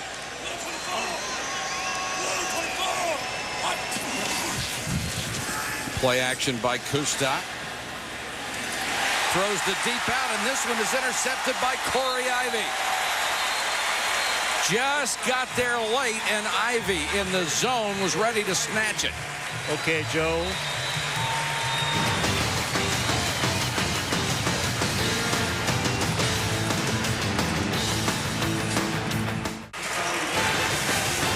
This ESPN NFL preseason special is brought to you by DirecTV, movies, music, and exclusive sports from the leader in digital satellite entertainment. And Coors Original, real golden beer, official sponsor of Guys Night Out. In the late 1800s, Ybor City was known as the cigar capital of the world. Several companies, including Cuesta-Rey, still make cigars here, even after the ban on tobacco from Cuba. It's the rookie Travis Stevens who is knocked out of bounds. Let's go to Susie. She's got Warren Sapp. Warren, last season you played with a torn rotator cuff. You never complained. How are you feeling this season? Well, I like to tell the guys, Papa got a brand new bag. You know, I got my shoulder fixed, rehabbed it real well, and everybody's come back with the right attitude, so we're ready to roll. Everybody talks about John Gruden as an offensive guy. How much different is this defense because he's here? Well, I tell you what, it's just giving us an incentive to go out every day and practice harder because he's giving us a challenge in practice every day, and those guys are making plays on us, and we got to fight them every day, and it's just making our ball club that much better. How impressed are you with him as a motivator? He's a madman. I mean, you think about a guy with juice. I mean, he lives this thing every day of his life, and it's just a good feeling that you come out and the guy has more juice than you do to come out and work for him.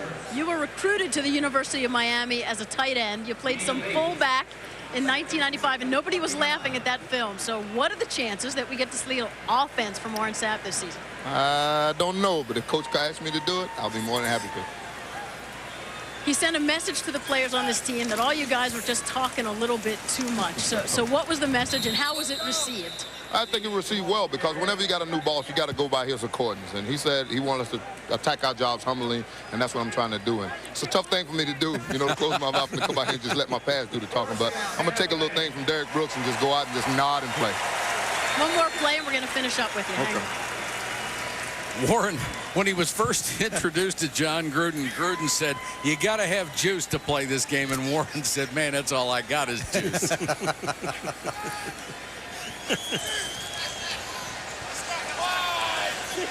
Dolphins with a nice drive here. Travis Stevens doing the bulk of it on the ground. Sean King, the new quarterback, throws for the end zone and knocked away at the last moment. E.G. Green got his hands on it.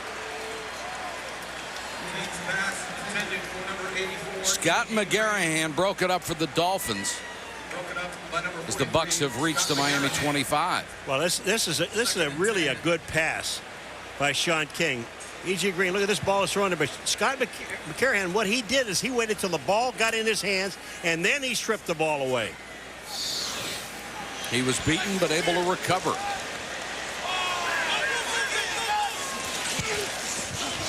Travis Stevens on the toss. Nice cut back to the 21. Back to Susie and Warren. In the past, it's been a lot of talk about this, but is the feeling that this has to be the year for the Bucs? I don't think so. I think we have a nice core of players, and John really don't like growth by inches, so we're going to see what he does. You know, he's putting a nice mix together, and we're going to come out September 8th against New Orleans, and we're going to see what we got. That last series, we saw the typical John Gruden scowl. How much do you see of that on a daily basis? I tell you what, that ain't even half of it. I mean, don't mic him.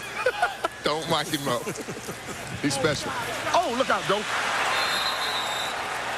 King in trouble, and it's Adelaide Ogunleye with his third sack. Well done, Michael. Thank you very much. Third sack of the game. Say that on a very cold day. I'll do it this way. My number 93 made the sack. 3 in a preseason game. That's going to make an impression on the Dolphin defensive coaches. So now they have to set up for a field goal. And Rob Hart will get an opportunity. He's the barefoot kicker. What do you think of barefoot kickers, Paul? I think they're nuts. I mean, anytime you put a shoe on, don't you put a shoe on? Unless you're at the beach. We'll check on Rob Hart and his opportunity when we come back.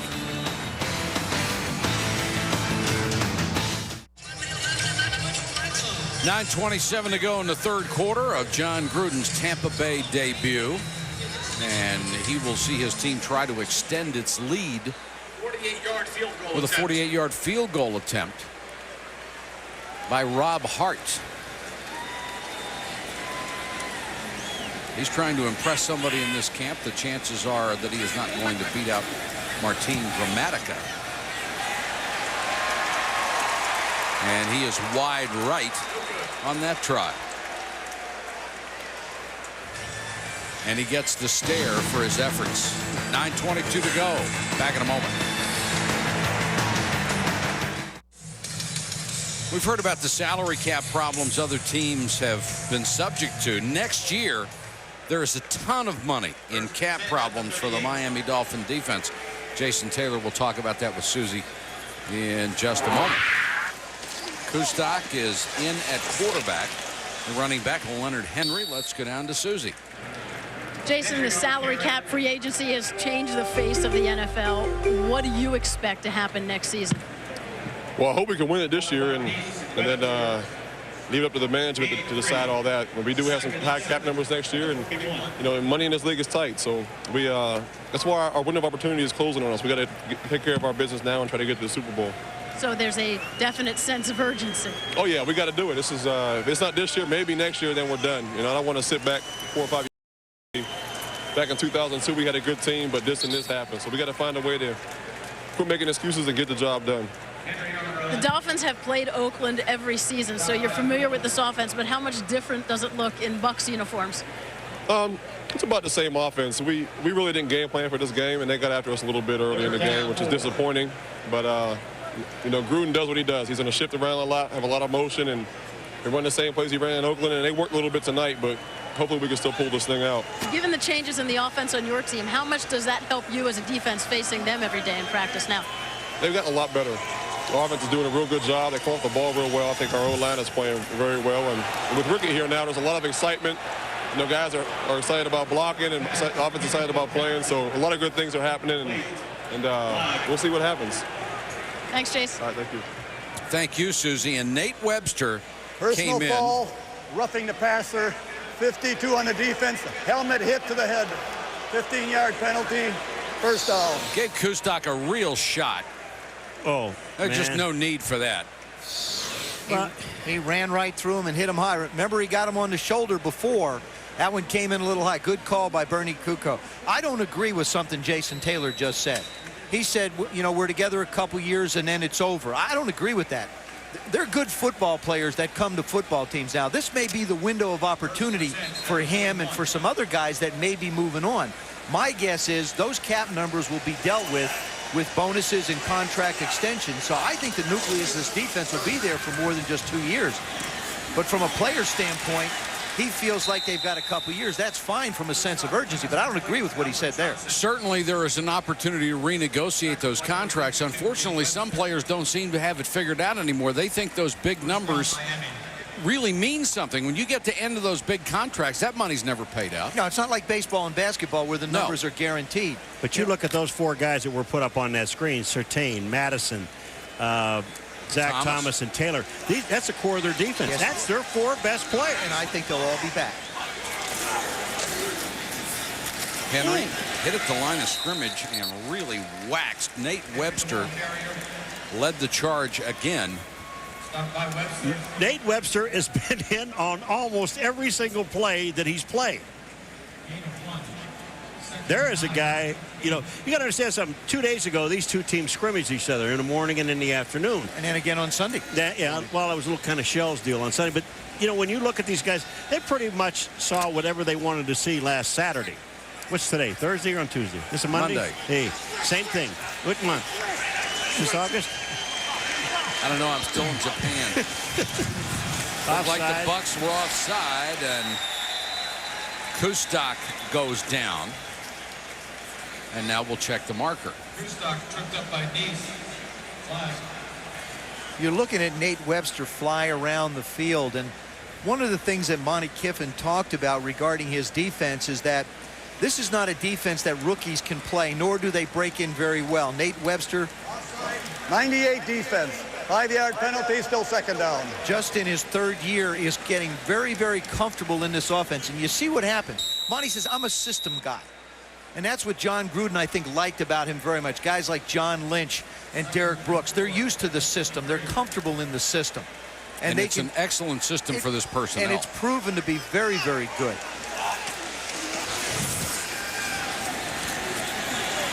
Kustok out in the flat. Ian Badejo picked up as a free agent from Baltimore. Under Tony Dungy, defense was never a problem. Only once outside of the top 10, but they never got past 21st in offense in spite of the fact that they were changing offensive coordinators. The offense never appeared to have any flair, never appeared to really have any purpose except for 1 year when they ran the ball down everybody's throat. Well, it was almost like the offense really depended on the defense to win the football games. And then the mindset of the defense all those years we were talking to Sapp was, we have to win the game. If we win 3-0, that's okay. And I can tell you, talking to both of these teams, that's a little bit the way it has been in Miami as well. Their offense has not been up to speed with their defense. It was interesting when I talked to Derek Brooks, or I should say, I'm sorry, Rondé Barber, about John Gruden. He liked the fact that he brings a proven offense, and he said when you look back over the offenses the last couple of years, Les Steckel had to teach the coaches how to teach the players, and Clyde Christensen, he just really was in his 1st year of the system. So they've been dealing with a lot of change. This is a proven system for Tampa Bay. Leonard Henry picks up around 3. And, of course, Miami is trying to do the same thing for its offense, getting Norv Turner as their new coordinator, and he has been successful as a head coach and offensive coordinator with his offense everywhere he's ever been. Well, and that's the only way you can really sell an offense to your players. And what Miami did, and so did Tampa Bay, they got people that fit in with their offense.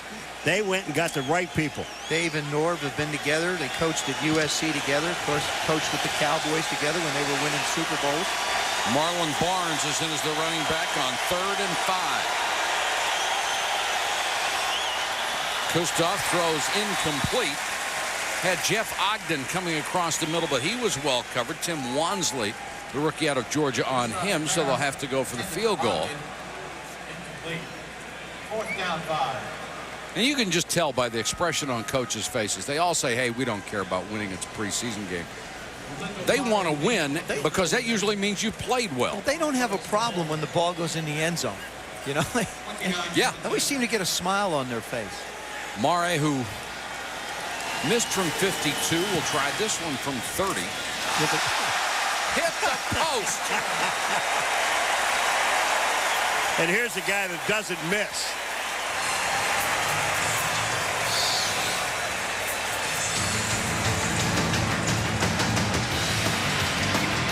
Clank.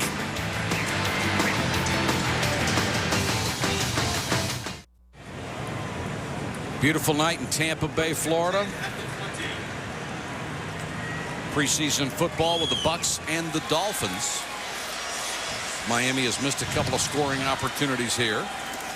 Field goal that bangs off the goalpost and a fumble at the 1. Let's get down to Susie. Well, Mike, throughout the evening, we told you the story of Robert Edwards and really an amazing comeback. And it wouldn't be a night here on the sideline for me if I didn't check in on an injured groin. So how are you feeling? I feel fine. You know, it's coming along. I expect to play on Thursday. 1,000 yards as a rookie in 1998. Can you describe the journey since then? Been long and tough, you know, but I think it's well deserved. I've definitely been blessed. You know, I put in a lot of hard work, and I think it's about my time to get back out there and try to do it again. What percentage would you say your knee is now? I feel good about my knee. I wouldn't definitely put a percentage on it. I feel confident about getting out there and playing again. Coaches have talked about in practice flashes of brilliance. How much is it still a mental game for you? Right now, it's pretty even kill. I think Thursday would be the biggest challenge once I get back out on the field in a game-type situation and go against an opposing team. When you're out there in practice and you get that perfect cut, how do you describe how that feels after everything you've been through? Well, I really don't think about it. I just get out there and try to do what feels natural. I look at it. I look at the tape once we go in and watch film, and I see the cut that I made. I try to build on it. Try to go back out the next day and do the same thing. Good luck Thursday night. Thanks. Thank you. Mike? He came within minutes, Susie, of losing that leg because of artery and nerve damage. Just remarkable. Actually, Charles Woodson was the defensive back that went up with him in that ball game and came down awkwardly in the end zone on the beaches of Waikiki. I'm going to be excited to watch Thursday, and I hope we get a chance to see a little bit of it and see how well he does. They did talk about flashes of brilliance.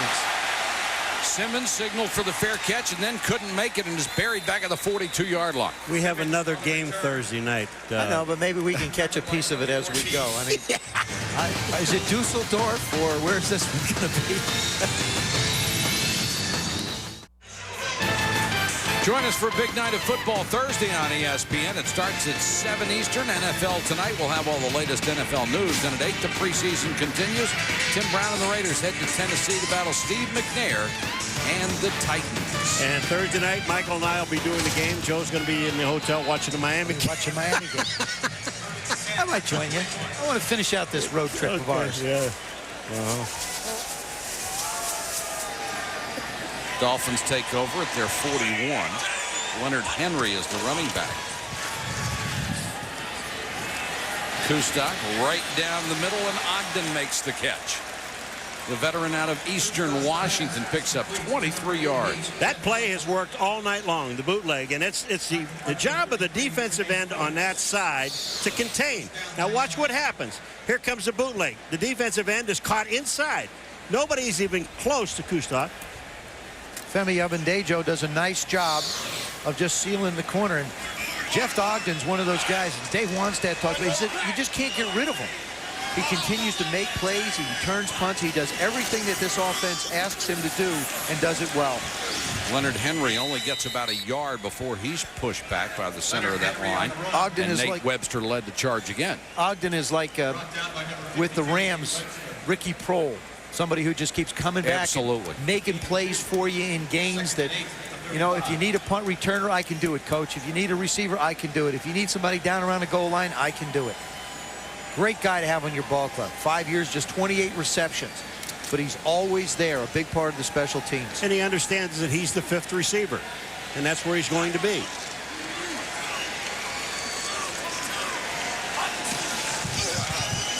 Blitz, Kustak throws too high, and it is intercepted. Picked off a shoe stop by Jermaine Phillips. There is a marker down. Phillips juggled it a couple of times, but it looked like he came up with it. But it's going to be an interference penalty against the Bucs. I tell you, this ball really looked like it hit the ground.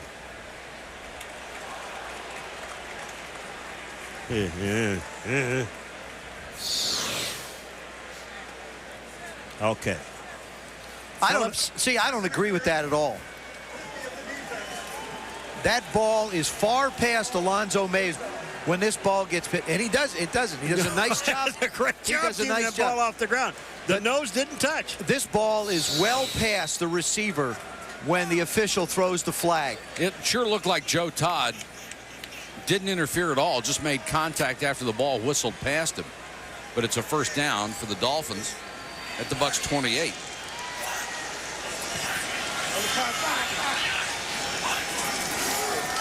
Henry. Not a lot of running room, but he gets it inside the 25 to about the 23-yard line. You know, this is almost at a point in the game. It is at a point in the game where they're all individual efforts now. They're looking at offensive linemen. You're going to be blocking straight ahead, one-on-one with the defensive lineman. Just see how you hold your own. This is where, I mean, if you're for an offensive lineman, this is where you can really make a football team, because you're going to have to defeat the guy in front of you. And it's extra effort too, right? Exactly. It's not only being technically correct, but what kind of extra effort are you willing to give? Blitz coming. Henry on the draw. Webster again is in there on the stop along with Ellis Wims. Brought down by number 96, Ellis Wims. And Miami does not have to run another play before the third quarter expires. And Kustok is going to go over to talk to Dave Wanstadt as John Gruden's team continues to hold its lead here in his debut as the Bucs head coach. The Bucs continue to nurse that 7-point lead. That's the end of the quarter. 14-7 Buccaneers.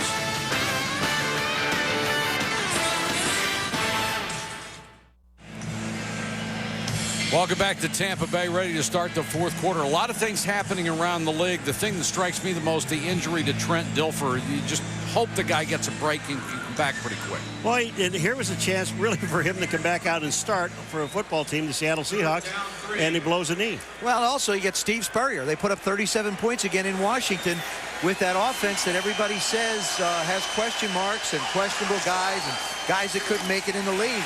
And he's creating an entire stir around the league with the type of offense they've been able to put up in Washington. They'll be coming in here into Tampa Bay soon and get a test against this one. Yeah, this will be a test, won't it? Well, their next game is against Pittsburgh, I believe. That'll be a test. Hello. So you're going to have back-to-back preseason finals is what you have. Well, nice play by Ron Warner as he came in and cut down Leonard Henry. This will be a 42-yard attempt for Olindo Mate, who is 0 for 2.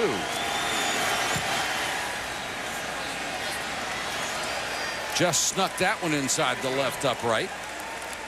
Here's a guy 0 for 2 tonight, Olindo Mate, before this. But last year he only missed 2.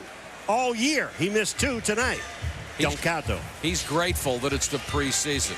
Let's go to Susie. She has Rob Johnson. Rob, how comfortable were you with the offense in your debut? I was pretty comfortable. I was a little anxious out there. I haven't played in a while, and I wanted to, prove to my new team that I could play a little bit. So I tried to make a little too many plays, and I'm really looking forward to get out there again next week. You hooked up with Keenan McCardell, second quarter. Take us through that touchdown. Yeah, we were running the ball pretty well, so we called the bootleg, and there it is. He just opened up in the back of the end zone. They covered the fullback, and Keenan just worked the back end zone, and we hooked up. Just the differences for you emotionally between how you felt where you were last year and how you feel under John Gruden. I don't even want to talk about last year. I feel great here. John's my type of coach. He gets in your face. I think you probably saw it on the sidelines. I took a bad sack and he got in my face. I love that stuff. So I'm really looking forward to playing for him. How spirited is this quarterback battle? Brad's a great guy. He's the starter right now, and I don't think it's anywhere where it was at Buffalo. I don't think that'll ever happen again. Rob, it's great to see you back on the field. Oh, thanks. Flags down everywhere as Travis Stevens is on the return for the Bucs. We'll check out the penalties, and an additional one comes in late. Well, I'm going to tell you one thing that's not going to make Mr. Gruden happy. In their last 4 drives, they've only gained 23 yards. Holding 49 of the receiving team during the run back. That's a 10-yard penalty, first down. Tracy Wistrom, who is the younger brother of Grant Wistrom out of Nebraska, is called for the hold. Just not interested in mistakes. No. Not any kind, anywhere. And John, when John put together the game plan, I was with him Friday morning about 5:30 in the morning. We were sitting around chatting. That's when I go visit him that early, because he's only been at the office for about 2.5 hours, Yeah. so I get a chance to spend a little time with him. They have 121 pass plays they had for the scrimmage and for this game. So he's given his offense everything to deal with. And a lot of these guys are just learning. If you're young, a rookie, if you're new to this team, the terminology, the phrases, where you're supposed to go. You know, he says, hey, I'm not holding this thing back. Yeah, you're either in it doing it or you're gone. Most coaches, Joe, at the beginning of training camp, and this is the beginning of a new system, let me give it to him piecemeal. A piece of this and here, a piece of this there. And he came out, he said, no, here, this is it. This is all of it. 800 and some plays. Here they are. Yeah, and really you learn them. And he also talks about the fact, and to his players, he says, hey, look, we're in the laboratory working with the coaches. We're trying to create the best opportunity for you to have that little layup or that little 12-foot jump shot. So I expect the same kind of effort. I mean, he has a great communication with the guys on this team. They really understand what he wants. Travis Stevens, the 4th-round draft choice out of Tennessee, was the intended receiver on that little swing and didn't hold it. You know what? This is a great test for both of these offensive teams, because they're going against the number 6 defense in the National Football League and the number 3rd defensive team in the National Football League, Miami. And it is truly a great test for both offenses. Sean King on 3rd and long. King with room, has the first down, and he's out of bounds. Sean King was the quarterback for this team 2 years in a row, and they made the playoffs. Aren't too many football teams where you can look at the quarterbacks and say that all 3 on the roster have not only won, but they've also taken their teams to postseason play. In 4 years, look at his running ability. And you look down the rosters of some teams, you can't find one quarterback who you think's going to take you to the playoffs. Stevens, who set a school record with nearly 300 carries a year ago at Tennessee. I just want to add something, Paul. You made a great point about both of these offenses having to work against these defenses. In practice, the same looks. John Gruden, Norv Turner, a lot of movement, a lot of short passes. They really make the defenses identify what's going on the other side. And one of the things we talked about with Jason Taylor, he said that Zach Thomas does such a terrific job of being able to get his guys lined up, even with all the movement, and get them in the right place. King straight back against the 4-man rush. Stevens, nice catch across the 40, first down and more to the 45-yard line. Stevens, a very strong young man for his size, 5'8", 194. Tampa Bay is a team that really moves people all over the place. Here's a quick pass up the middle, just a drop off to Stevens, and he sheds a tackle and picks up the first down. But that's a part of this offense. You look down the field. If you don't have the guy, dump it off, let the backs run. And we heard Keyshawn talk about the yak he referred to was yards after catch. Stevens a little shaken after that last play. King wants a screen again. This one is knocked away and incomplete, intended for Tracy Wistrom, the tight end. No, that should not be an incomplete pass because it landed on the back, I believe, of the defender. Ernest Grant, number 97, was the guy that makes the play. I think that ball is laying there. Kevin Rollins thought he got it. Good play, defensively, good play. See, ball bounces up in the air. There it is. It's laying between the butts. That's a butt ball. I'm sorry. A butt ball? It is. That ball is. I'm out of here. Check, please. That ball is not on the ground. I'm telling you, that's a replay. If they're going to review it, challenge it. And in my opinion, it's Miami's football. Because it was caught in between his cheeks. I'm sorry. Paul, the rest of the telecast is Joe's. I'm leaving. What can I tell you? It was there. Completed pass. They feel it never hit the ground and it was intercepted. And they're absolutely right, Bernie. I feel the same way. Just watch the football, folks, and you can determine where it is. Ernest Grant does a nice job of breaking up the play. Now as the ball lands, you see. Where did it land, Joe? It landed right there at the right behind number 61, Gooch. It landed right behind him. You know what this is? This is actually an interception. It should be. That's it's correct. An interception, Rollins, not a right? fumble, an interception. I know. No, because it was never caught. Oh, yeah, it was. But Not by the receiver. No, this is an interception here. Watch Correct. this. The ball is there. Right. The ball is not dead. There. That's a B interception, I It's believe. Rollins. It's a B interception. You know, the Dolphins used to have the killer Bs, but I don't think that's what it meant.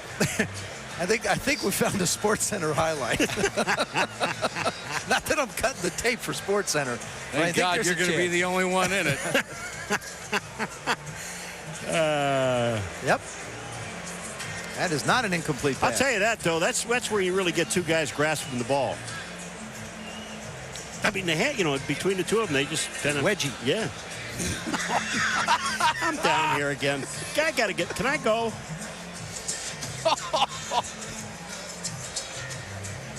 It's going to be Miami's ball. Oh, will this trip ever end? I can't use this. Mark just handed me something here. Remember the Heidi Bowl? The Jets and Oakland Raiders? I do remember that. Well, this will be known as the Heine Bowl. All right. Oh. Okay. We'll be here all week. Every now and then you get them. Where's Susie? Susie! Join us on Thursday for the next edition. Oh my. Okay, Bernie, what do you got? Thank goodness, here comes Bernie Kukar. Okay, let's explain it to Warren. Well, look at those. I love his eyes. Oh, come on. Oh, yeah. I don't believe you. I just don't believe you. The head linesman had blown the whistle as an incomplete pass. That is a non-reviewable play. Okay.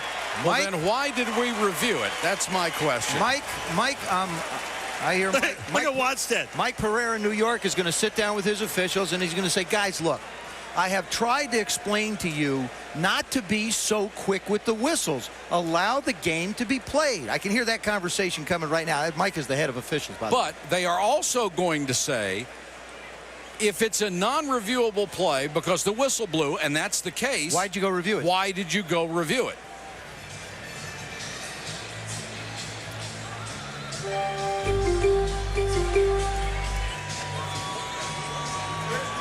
Out for Miami. Second down, Tampa Bay. Well, now we're told that they never did review it. They never reviewed it. They were over talking about it, which is also going to beg the question. Well, the thing why about, did that take that long? Well, if he said when I blew the whistle, then get back on the field, it's over with. And here we are. Boy, it will be a highlight, though. King goes out in the flat. Tracy Wistrom makes the catch with his hands, fortunately. I don't want to belabor this point, but just think about it for a second. If he walks over there and the official says, I blew the whistle, it's over. It's all over. Just get on the field and say the whistle was blown. Whether it's an interception or not makes no difference. It's over. It was a fun moment. It was a fun moment for you. It was a fun moment. No, it was. It was good. Gave Joe a chance to try out some of his A material. Stevens and Gilmore, both rookies, are the running backs behind Sean King. Under some pressure, trying to scramble. King's got the first down, gets as much out of it as he can, and skips out of bounds. What you see Sean King do is what for years people have tried to get Rob Johnson to do. We've seen Rob Johnson in a very similar situation like this. Here comes the blitz. Sean King steps up, feels the pressure, gets outside, gets what he can get, and gets out of bounds. Rob Johnson, on so many occasions, has tried to cut it up and pick up those extra few yards to make a play. And Rob Johnson goes sideways. This guy goes forward. He sees the hole and gets to it. Travis Stevens. And, of course, you heard Rob in the interview with Susie. Dolphins indicating it was a fumble and they've got it. Let's check. Still unpiloted. It is Miami ball. And Miami has it back. And it's only fair that they get it back because they already had it. They just grabbed it through the jaws of life earlier.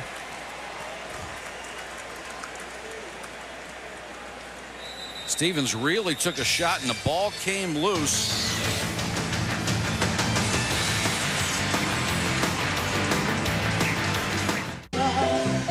This ESPN NFL preseason special is brought to you by Gateway, where you've got a friend in the business.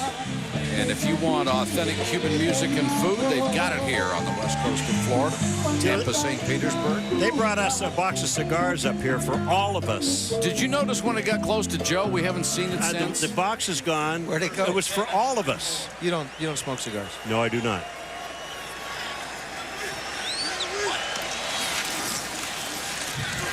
Kustak back to throw over the middle to his tight end, Alonzo Mays. He dropped that one, should have had it. Let's go to Susie.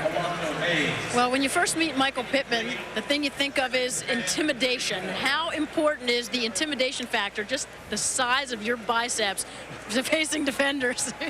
Well, you can use it as an intimidation factor. You know, a little DB see me coming at them, and they probably get a little bit scared. But, you know, I just love to work out. You know, I enjoy working out, love being strong, and, you know, keeps me on the field. You played in relative anonymity in Arizona. What do you want people to know about you as a running back?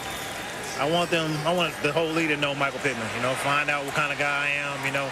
I want to become one of these elite backs, you know, get to maybe the Marshall Faulk status. I know he's the greatest back in this league, and, you know, I got a long way to get there, but I think I'm with the right organization to get there, and I'm just going to look for a big season this year.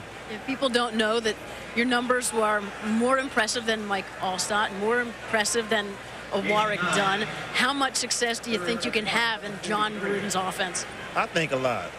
You know, Coach Gruden, what's big in my game is I catch the ball out of the backfield well, and I love catching the ball. He puts us in great positions just to make big plays, one-on-one with a lot of linebackers, and, you know, he's counting on me this year, so I'm just going to make the most of it. How much time does it take you as a back to learn a new offense? Well, with Coach Gruden, his offense is kind of hard. It's kind of difficult, but, you know, he expects, you know, the best from us, and I just got to study a little bit harder than normal, but I'm getting it down. I don't got it down yet. You know, I don't know if Coach Gruden's going to watch this, but I'm still studying. Best of luck this season. Hey, thanks. What a neat guy he is, huh?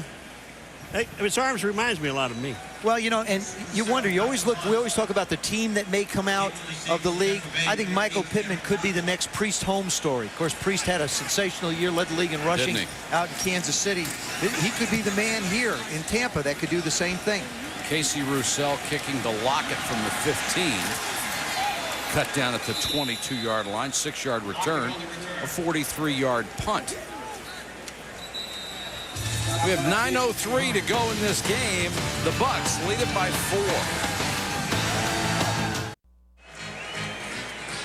4. Under John Gruden, you see what the receivers of the Oakland Raiders were able to do. Tim Brown, 91 catches. Jerry Rice, 81. Charlie Garner, 72. So Michael Pittman is very excited about the opportunity to be able to catch some footballs in this offense. One other thing also is they feel like they can get the ball to the tight end a little bit, something they didn't do in Oakland here. Hands-barred with that carry, and there is Keyshawn, who should certainly benefit from the addition of Keenan McCardell and Joe Juravicius. So you probably plug in about 90 catches for Keyshawn, about 80 for McCardell, and probably around 70 for Michael Pittman. I think Mike Allstott's going to get a bit more. Ken Dilger, the tight end, had 32 catches last year in Indianapolis. They certainly have a lot more weapons than they did a year ago. The free agency was totally concentrated on offense. Sean King with a deep drop, nowhere to go, then dumps it off to Hanspard. And Hanspard makes one man miss and gets out to the 31. Of course, one of the questions, and only time will tell, was this trade. And that's exactly what it was, a trade for the head coach. $8 million in cash up front, 2 first-round picks, one in 2002, one in 2003, and 2 twos in each year. That's an awful lot. I mean, Herschel Walker didn't fetch that much, did he? Well, then, you know, it really begs the question, why did Oakland make the deal? I mean, you know, John Gruden had been successful there, had him, you know, in the championship game, or, you know, going forward, and all of a sudden now you've got a young coach who has a lot of players that are getting older. I personally think that, well, first of all, Malcolm Glazer and his sons wanted somebody who could produce some offense here. I think Al Davis made the deal was because that's an older football team. when you look at the Raiders, there's a lot of age, and the best thing for them is to be able to bring in some draft choices and build that way. And $8 million in cash. $8 million in cash. That never hurts. I think it was all in one briefcase, just so the package looked bigger. Sean King will get up about, of course, 9 yards there. Of course, the trade for head coaches has happened before, Joe.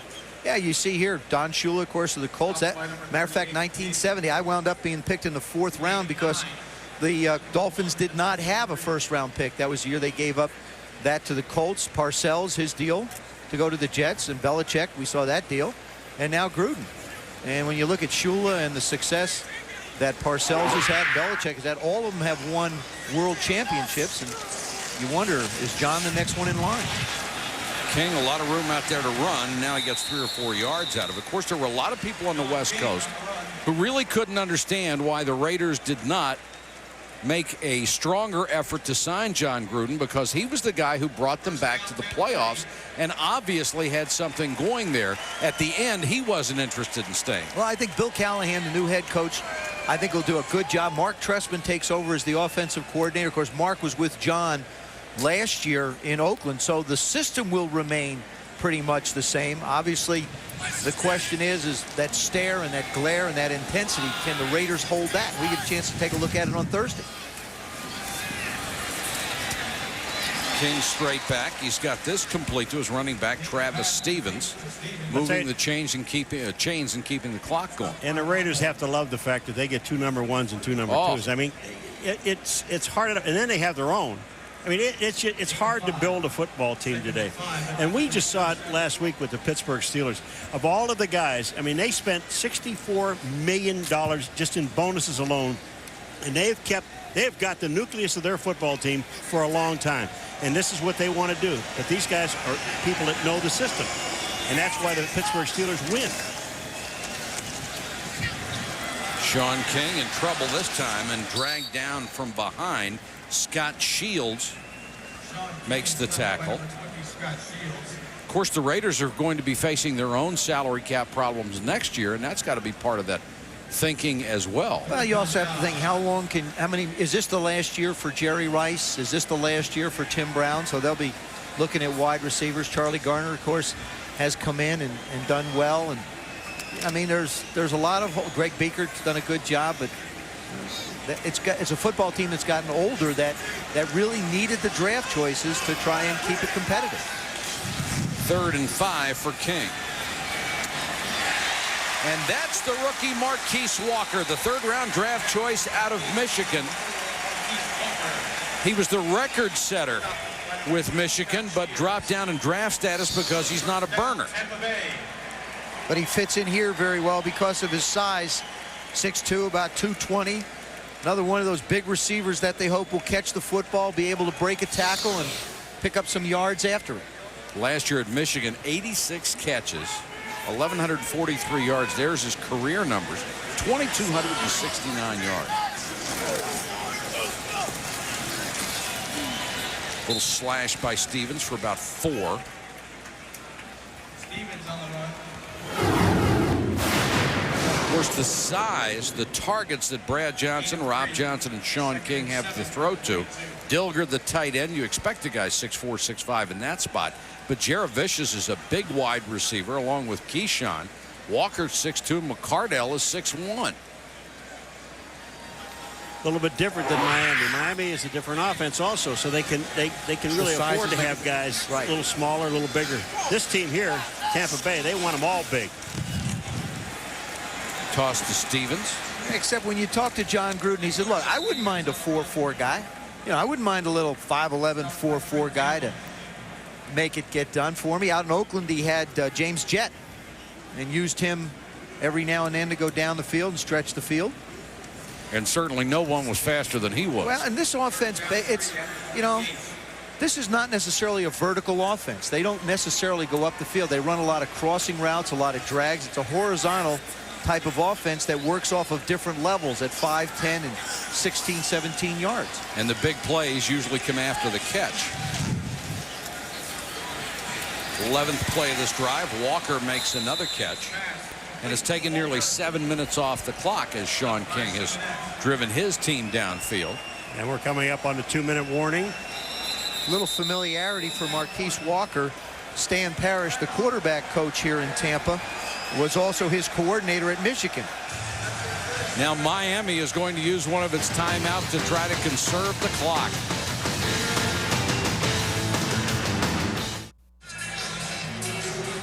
Mike Pettin is one of the legends in high school football at CB West in Pennsylvania. He's won over 300 games in 32 years.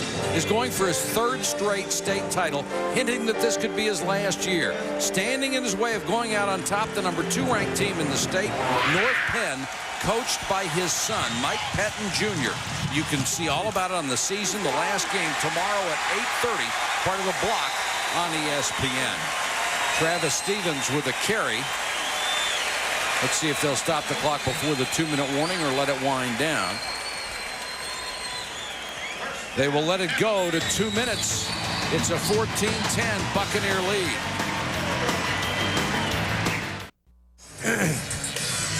14-10 Buccaneers at the 2-minute mark in this ballgame. John Gruden's debut as the Tampa Bay Buccaneers head coach. And so far, the faithful are happy. It started with a 95-yard kickoff return that put them on top 7-0, and they have led ever since. And now they have reached the Miami 18-yard line, 1st and 10. The Dolphins with 2 timeouts remaining. This is they're not going to practice taking the knee. No.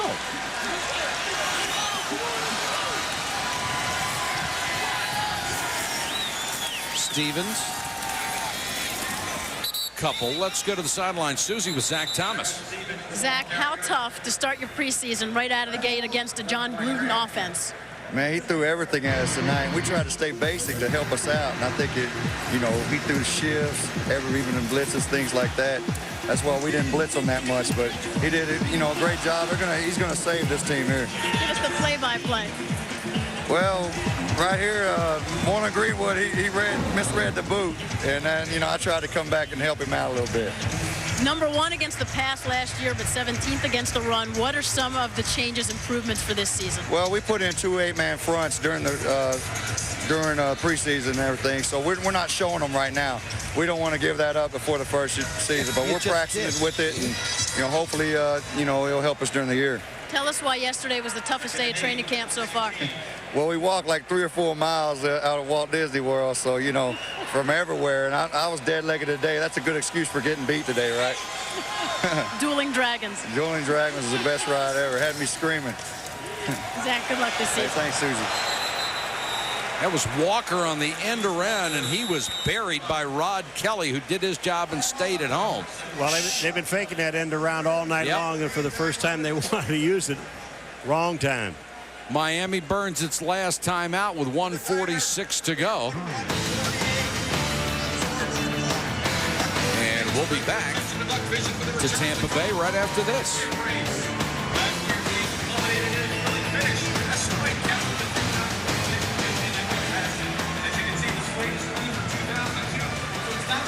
All right, we're not going to go away after all. We're having too much fun. You're wondering why Miami's taking timeouts. They would like to win the game, but what they would really like to do is work on. They have no more timeouts. Is to work on their 2-minute drill, if they can. Tampa does. I mean, at this stage of the preseason, both head coaches, want to get as many plays as they can on film because you've got players on the field now that you need to evaluate in game situations. That last play was a loss of 13, which means from here it would be a 46-yard field goal try. Miami with no more timeouts, and Stevens is going to try to give them a little bit better field goal position, and they'll let the clock run down as much as they can. The Bucs can stop it just outside of a minute and set up for a field goal, or they can go ahead and try to get it. And Rob Hart, if he's going to kick it, will be the barefoot kicker, who I just believe that if they do have a chance to trade him, it'll probably be to Green Bay. No, you're wishing that. Yeah, put that foot down in Green Bay in December, pal. You evil one. You better hope the CFL doesn't call. Saskatchewan. They still have a team in Saskatoon, don't they? Paul, you played with no face mask, and now you just have to accept the way the game is played. So, you know, sometimes guys don't play with shoes on.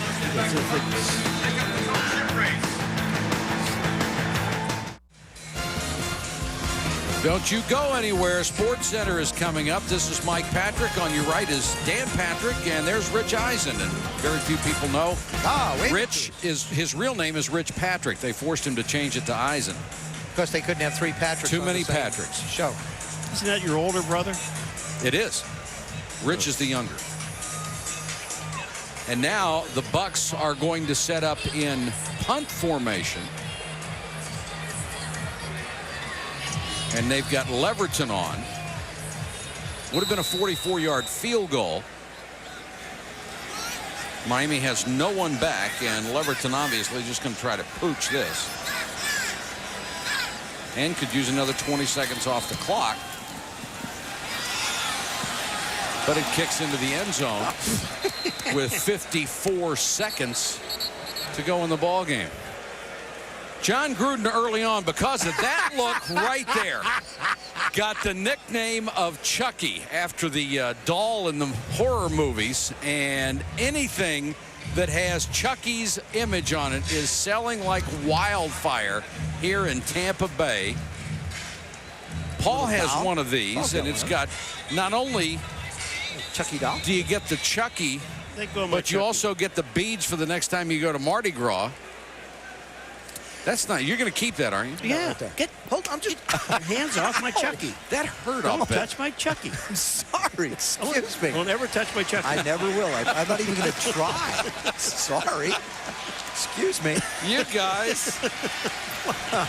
Yeah, you guys can do something else. This is all I can do for a living. Would you just stop? Oh boy! Ouch! Oh. I got to tell you. Doesn't Mike Patrick look a little bit like Chucky? He does. Mike looks a little bit like him. A little bit like him. There's one bounced off the ground. Incomplete pass with 31 seconds to go.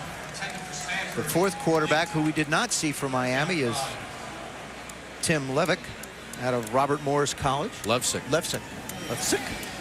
There he is right there, coached by Joe Walton, former Jets coach. That means he understands offense. That's exactly what Dave Wanstead told me. So there's a guy who knows about offense coming under the tutelage of Joe Walton. Kustok facing a 3rd down, trying to keep the sticks moving, and this one just off the fingertips. Celicio Sanford had it and couldn't hold it. 2nd-year player out of Middle Tennessee State. This one came out a little bit wobbly and a little bit high. Ball had a lot of ears on it going down the field. A lot of what? Ears. When a ball's fluttering, it's like ears. You know, your ears. Never mind. You need a nap, bub. You really need a nap. It's quarterback speak. The ball's got ears on it. 4th down, and obviously they'll go for it. Kustok over the middle. That one is complete to Simmons. And the rookie is out to get the 1st down. They can't stop the clock, and you see Jay Fiedler saying you got to put it in the ground. And they do with 10 seconds left. This is going to be a little tough to let one fly down the field. Yeah, it will. Figure about 75 yards to get it to the end zone.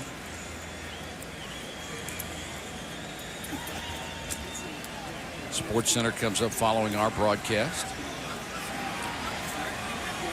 Jay Fiedler may be listening to some tunes at this point.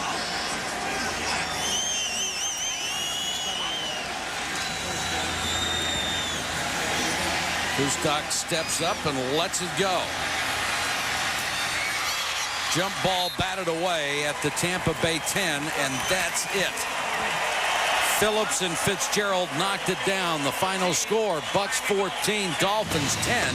For Joe Theismann, Paul McGuire, Susie Colbert, and our entire ESPN crew, this is Mike Patrick saying goodnight from Raymond James Stadium in Tampa Bay. This has been a presentation of ESPN, the worldwide leader in sports.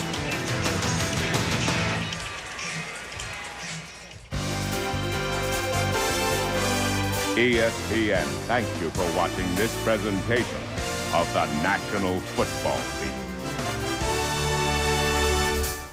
Of 45 intentional walks in a season.